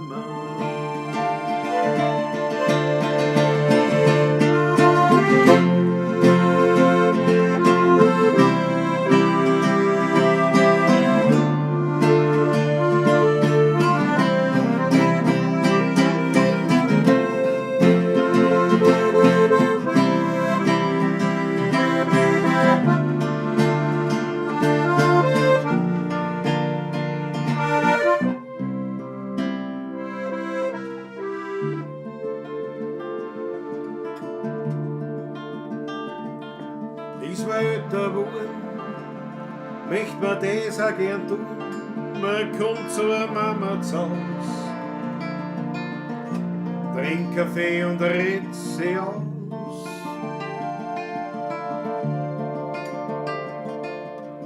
Drucken manche so, die auch noch so schwer, bei der Mama immer mehr. Weil du legst deinen Kopf auf den Schoß von der Mama und dann ist alles wieder gut. Es gibt nichts mehr, was da weh tut. Auf den Schoß von der Mama bist geborgen und beschützt, wo man als Kleiner so gern sitzt. Am Schoß von der Mama. Auf der Schoß von der Mama wird alles wieder gut. Es gibt nichts mehr, was er will tun. Auf der Schoß von der Mama bist geborgen und beschützt, wo man es gerne so gern sieht. Am Schoß von der Mama.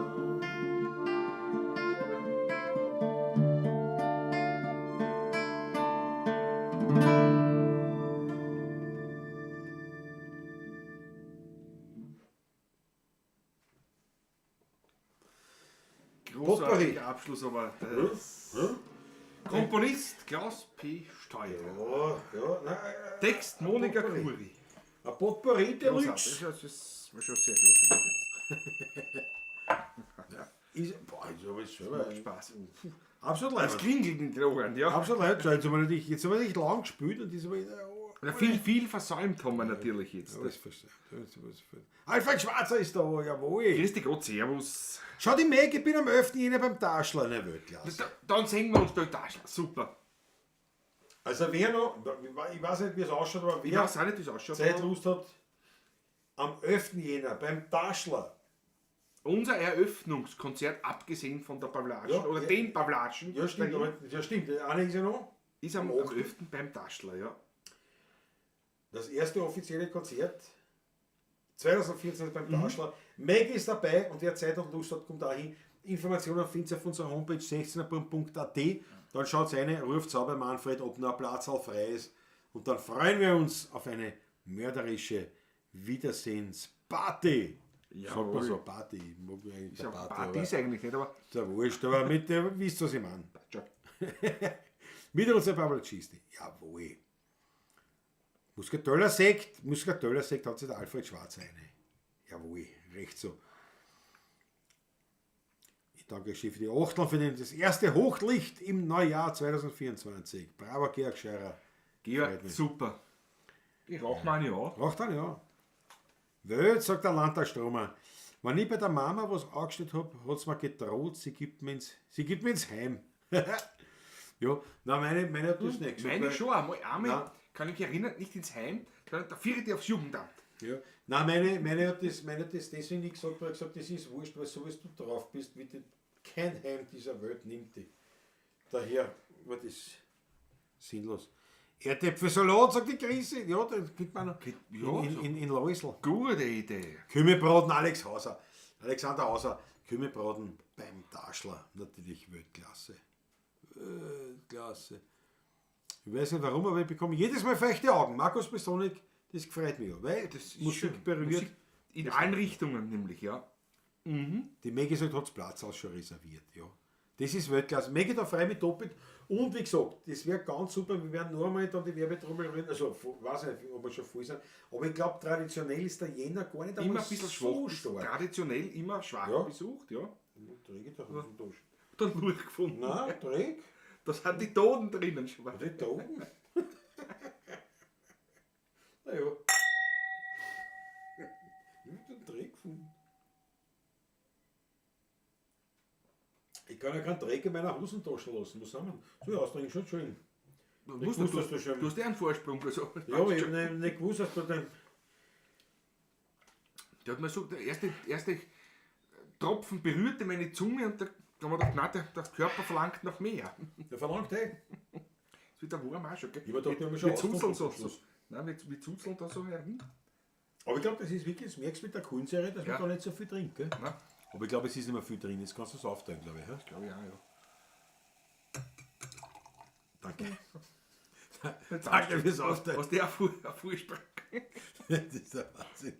Wir kennen uns Ich danke schön. erst seit 35 Jahren. Weißt du? Nein, es ist wichtig, dass wir aufteilt haben. Das ist der Nachteil von diesen schweren Sektflaschen. Ja. Da spürt man nicht so richtig, was drinnen ist. Ja. Und die müssen den Druck aushalten. Den Druck. Das- Jesus. Ich sehe gerade Aggregatsteak. 5 Euro vom AG Gastik. Nee, ja gut. Dankeschön. Moment. Zuvor.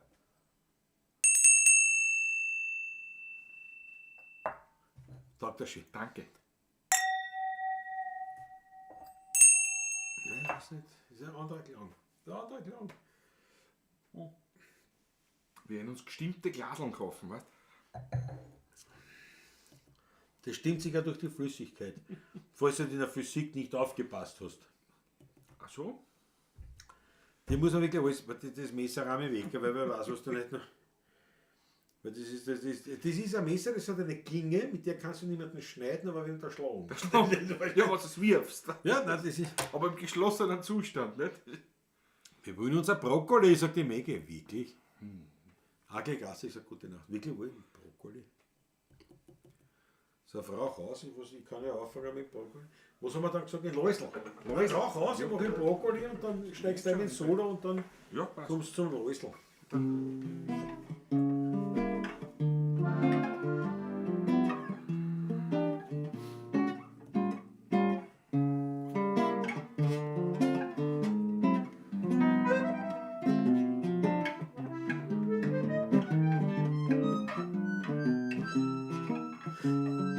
Der Text hat eingefallen. Also der Refrain gleich. Ich wollte gleich mit. Ach so, jetzt mit ich. Aber ja, stimmt eigentlich. Ich hätte so auch gleich anfangen.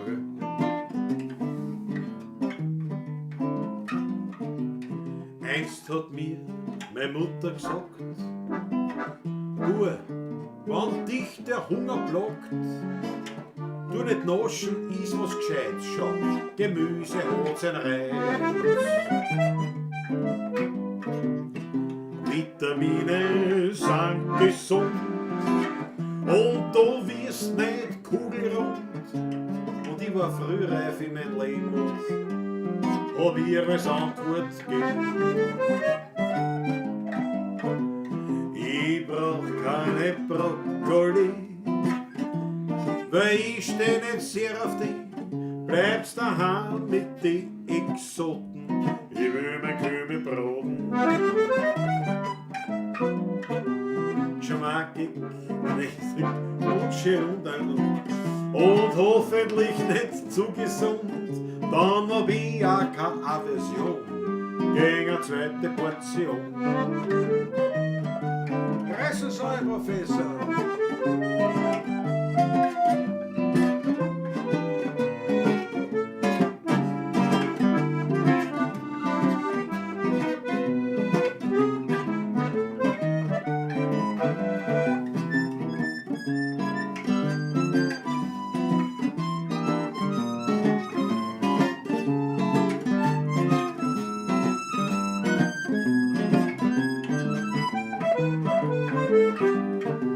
Ich brauch keine Brokkoli, weil ich steh nicht sehr auf dich. Bleibst daheim mit den Exoten, ich will ein Kümmel broten.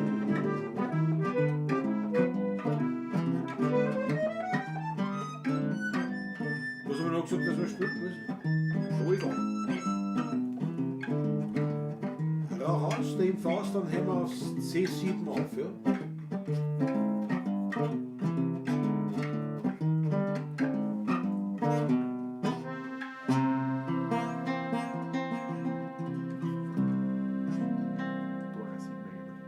Ja, Sie sind G, oder was? Ich hätte Aufgang? schwören können F. Aufgang gibt's da auch? Ah! Das Lied ist das.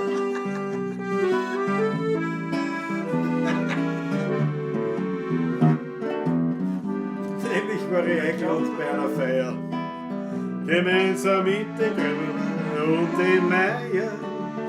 Alles war so festlich und so elegant.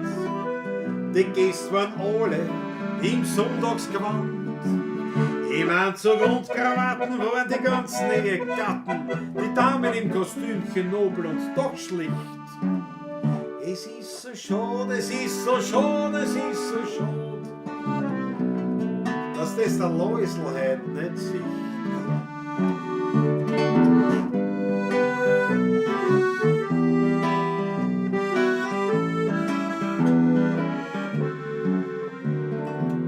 Am Anfang war die Stimmung noch ein bisschen flau, aber dann ist das Essen gekommen. Na und schau, kommt nur in die Hände und die Fleisch war dann serviert. Da hat sich keiner mehr geniert. Oder so sich gestürzt auf die Schnitzel und den Erdäpfelsalat. Na, dass der Läusl nicht dabei war, wirklich schade. Es ist so schade, es ist so schade, es ist so schade. Allein schon wegen dem guten Erdäpfelsalat.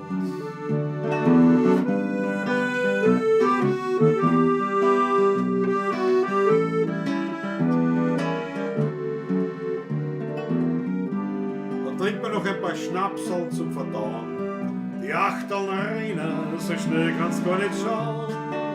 Und dann wäre schon die alten Lieder gesungen. Der Unterstandsbein wird geschwungen.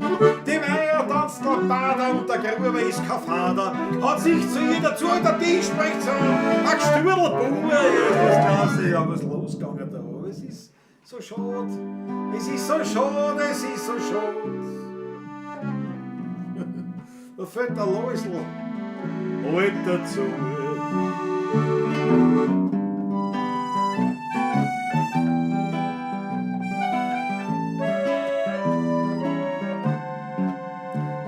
So ist dann gegangen bis in die Morgenstunden. Und das hätte der Läusl auch sicher leibend gefunden. Ja, das eine, das sag ich euch. Dem Läusl seine war das schönste Leich, ja. Es ist so schade, es ist so schade, es ist so schade. Der Läusl ist tot.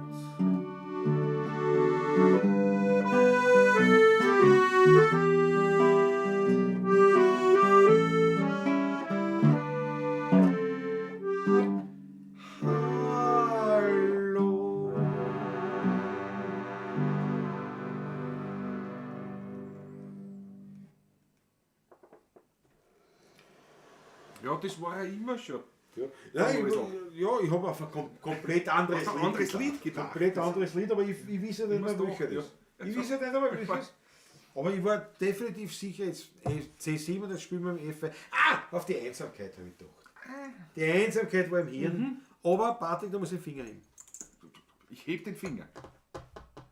Helmut Faller, 5 Euro von Helmut Faller. Dank dafür. Dankeschön. Sehr zum Wohle. Zunächst mit dem Glase.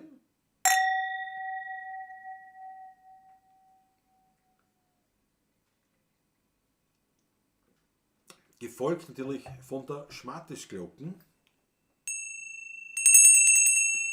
Jawohl.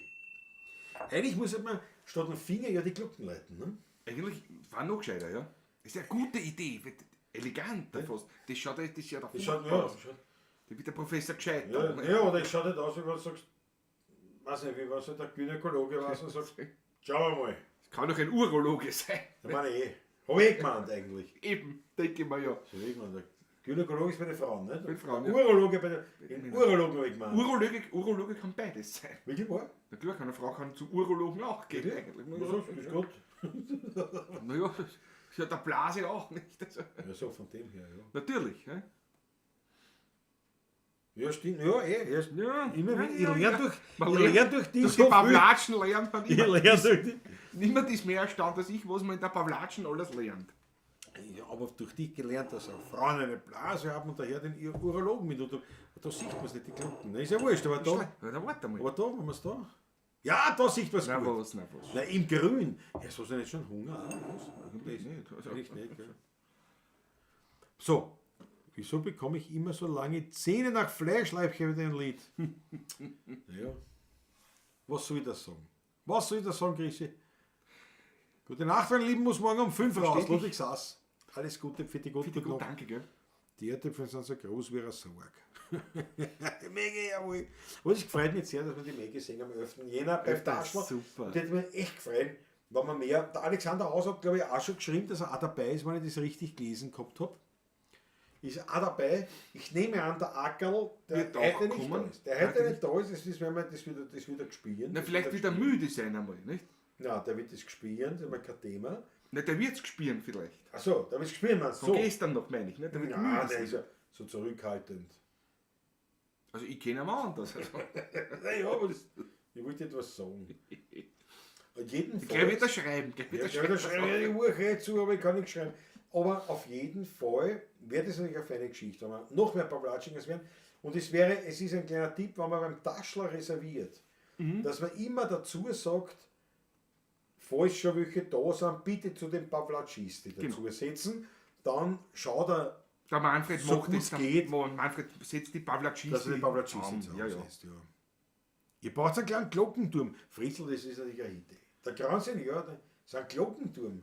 Naja, da musst du die Glocken, so was du sagst, das ist Na, nicht. so in der Das muss Größe. schon so Doch, ich meine, das so soll schon ein zur Turm. Glocken passen. Nein, so nein, ein das Turm ist- muss das sein. Ach so, ein Turm vielleicht. Ja, weil du zeigst so ein Ding, das ist. Da, so, da kann man so reinhängen, so, dann Ja. braucht man nur antipfen. Ja.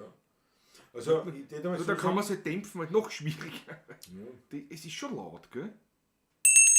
ja, aber es ist leibend. Es ist leibend, absolut leibende Glocken. Was ist eigentlich mit unserem Fiaker, Franz? Ja, na gut, ich kann jetzt einmal sagen, ich war lange nicht dabei, weil ich glaube schon, dass er mit der Franz Brandwein dabei war. War Das schon, ist schon länger. war schon ne? länger, ja, stimmt. Gut beobachtet, ja. Aber ja, ich meine, das ist, er hat ja öfter so seine. Vielleicht seine, ist ja der seine, Franz auch dabei und schreibt nur nicht. Das kann nämlich auch sein. Kann auch sein, aber er hat ja öfters auch seine Auszeiten. Auszeiten vom Internet.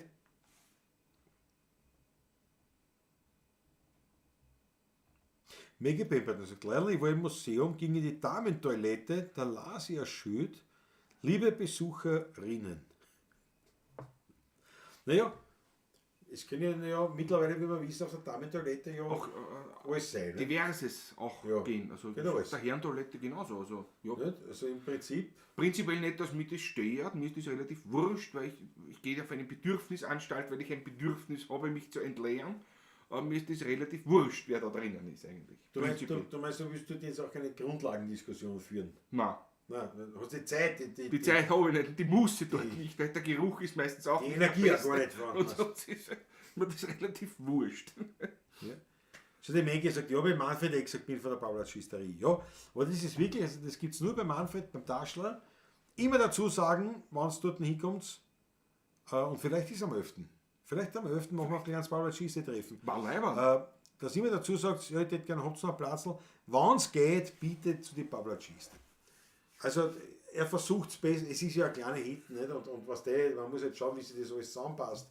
Aber er versucht in der Regel, dass er dann die Paula-Schiste zusammensetzt. Ja. Christoph fehlt heute auch. Ja. Friesel Stadtgast, das haben wir allerdings. Kann man schon, ja. Allerdings, da haben wir dich nicht dazu gebraucht, dass wir das feststellen können. So ist er mir gesagt, den Friesel, oder was? Vielleicht hat der Fritzl gerade nicht zugehört, vielleicht hat er sich gerade ein neues Getränk beschafft. Nein, und der hat das Fritzl- kurz versäumt. Der Friesel versäumt nichts von der Ein Pavlatsch, paar das weiß ich. Sekunden. Nicht? Nein, Das ist unser Grausenieur, ist es. Der versäumt nichts, der versäumt nichts. Ja, der Christoph fällt heute, aber wie gesagt, der Ackerl, Ist was weiß man, was weiß man. also doch ein Feiertag, der 1. Jänner. No. Ja. Das ist kein Von lauter Feiertag komme ich überhaupt nicht gescheit weiter. Aber jetzt ist dann aus, aber ich genieße es jetzt noch da in der Klause. Und ab 8. bin ich dann in Wien. Bist in Wien. Nächste Pawlatschen kommt aus Wien. Nächste Mal auch schon am 8. kommt wieder aus Wien. Und ja, dann schauen wir weiter, wie es ist. Dann schauen wir weiter. Also, Pawlatschen Montag wie immer, aber ich meine, schauen wir weiter im Sinne Ich bin da gehen wir's schon, an. ich bin schon ab morgen in Amt und Würden wieder. Ja, so ja, richtig, sehr brav, ja. sehr brav. Ja, ich meine, so ein bisschen was die Postings und so, aber das Grundlegende hat man ja ohnehin zu erledigen. Aber im Prinzip, das sehr genossen und ich werde auch schön. noch die Tage genießen und dann gehen wir es wieder an. So.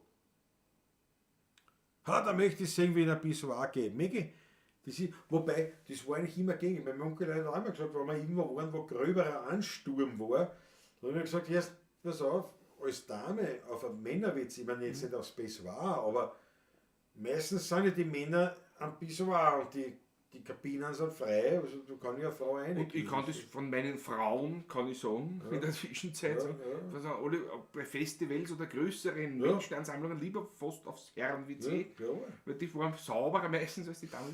Habe ich von vielen, vielen anderen Damen auch gehört. Also Das habe ich auch schon oft gehört, aber es ist vor allem halt, ja, du bist nicht angestellt, du bist hier. Ja, Entschuldigung, meine Herren, bin gleich wieder weg. Ne? Ja, sehr gut. genau. Und die Mäge, das heißt, die Treffen am 11. Ja, Das ich gefällt freue mich schon. So, und ja, ich würde sagen, 12.11 Uhr, 22.11 Uhr. Schon langsam kommen wir zum Ende. Also der 11. Wir werden jetzt da beschließen, die Flasche ist leer. Ich würde sagen, wir werden mit diesem letzten Schluck auch nochmal dem Markus Volker, der heute nicht dabei ist, aber dem wir innigst danken für dieses großartige Geschenk. Großartiges Getränk. Das werden wir ihm und euch natürlich innigst widmen. So, der Friesl.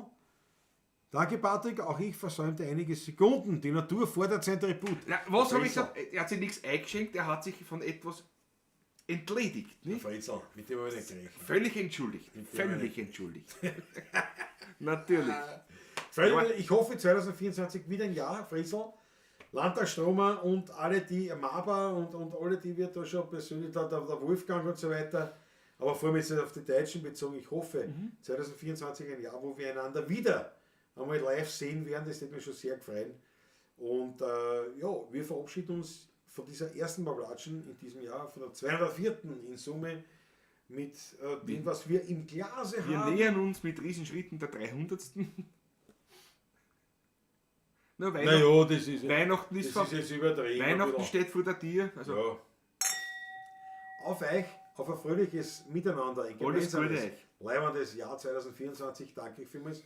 Und bevor wir jetzt die Schlussnummer spielen, der letzte Schluck. scheint schön. Ja. Weltklasse. Weltklasse. Hervorragend. War wirklich ein Traum. Ja, Susanne Moser sagt auch, ich gehe aus, wenn er jetzt jemand frei ist. Na klar. Na, Freunde. 2024 ist Kirtag, ja, ich gehe schon davon aus, Fritzl. Oder ich gehe davon aus, ich weiß noch nichts. Wir haben noch nichts Es gibt heuer einen neuen Bezirksvorsteher, das weiß ich bereits. Also, eine Bezirksvorsteherin. Sagt Genau, er. weil der Bitte Gender nicht der vergessen. Franzl Prokop geht in Pension Geht in mit Pension. Ende Jänner. Richtig, das habe ich auch gelesen. Aber ich gehe davon aus, dass es wieder, also es gibt den Kirtag. Susi Lamp kommt nach, dabei Ja. und so. Ja, wird. Ich vermute, dass es im Kirtag weitergeben wird. Also ich hoffe doch. Also Wir haben, das ist aber leider wirklich oft eine relativ späte Geschichte, dass wir das fix wissen. Aber wir können davon ausgehen. Ja, ich hoffe sehr, ja, ja. Wir können davon dass es ausgehen. einen Kirtag gibt, ja. Nachdem wir erst Samstag Weihnachten hatten, weil alle krank, freue ich mich wieder auf die nächste. Susanne Moser. Ja, alle krank? Was hat wer gesagt? Samstag Weihnachten hatten. Also, da war. Was hast der Geist? Also, ja, gestern bis letzten Weihnachten offenbar nachgefeiert, letzten Samstag erst, weil alle in der Familie krank waren. Oder alle Gäste. Und darum freut sie sich auf die nächsten Weihnachten, die wieder normal zu feiern. Ich glaube, ich habe das richtig erkannt. Hoffentlich. Ich meine, wenn nicht, ist. Sei mir nicht absonst, bitte. Weltklasse. Ein fescher Start, sagt der Georg Scheurer. Dank dafür. Busel bitte an die Brigitte. Ganz Peter Volk sagt, lieb, danke euch für den schönen Abend. Ich danke euch. Mein Schatz ist ein Heißel, vor allem Hefen, Kalau. Wolfgang, das machen wir das nächste Mal. Ja. Also beide, wir machen jetzt die Schlussnummer schlechthin. Sagen Dankeschön, dass ihr uns mit offenen Armen begrüßt habt. Ich hoffe, es ist keiner vor verschlossenen Toren gestanden am letzten Montag, aber da haben wir ja gesagt, 25. lassen wir ausfallen. Das erste Mal ever, dass wir, Von Anfang an, ja. dass wir einen Montag wirklich ausfallen haben lassen. Aber ich glaube, das hat wirklich kein Problem bereitet. Wir sind jetzt dabei und ab geht's natürlich. Geht's weiterhin, jeden Montag geht's los, 16er Buben sind live in der Pavlatschen wir spielen dort und da und schaut's bitte rein. Schaut auf unsere 16er Homepage, schaut in Buben.at. unsere sozialen Medien, wo wir überall vertreten Jawohl. sind. Da Wir sind die sind- Termine da. Es gibt keinen, wie soll ich sagen, wir sind nicht angetan, uns kürzer zu halten oder was, ganz im Gegenteil. Ganz wir, im Gegenteil. Wir geben Vollgas, ist ganz klar, zumindest ab nächster Woche dann.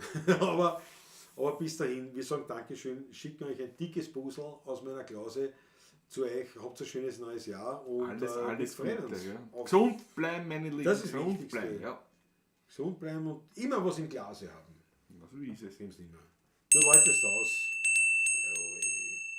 Ja, wird ein Vorschlag. Ein letztes Viertel.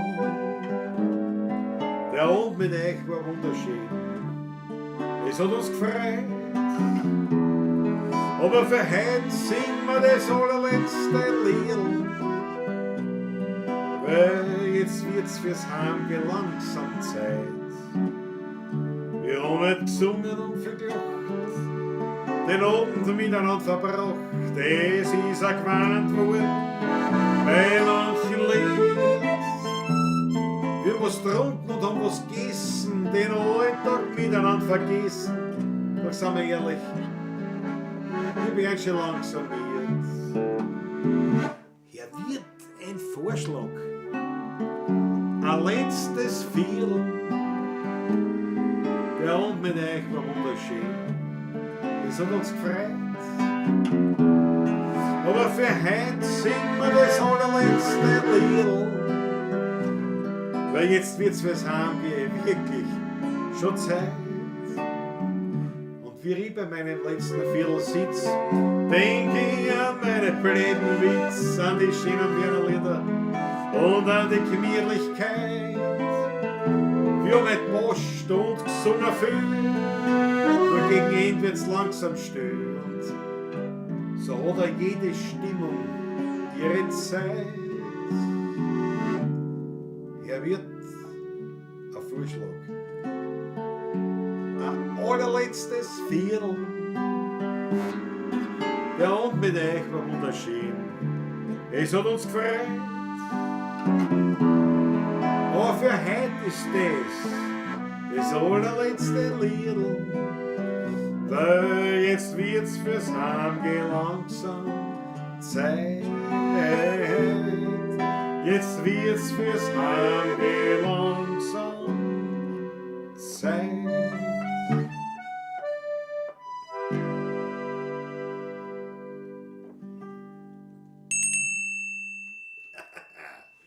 Viert euch Viert euch gut. gut, Papa. Macht es gut.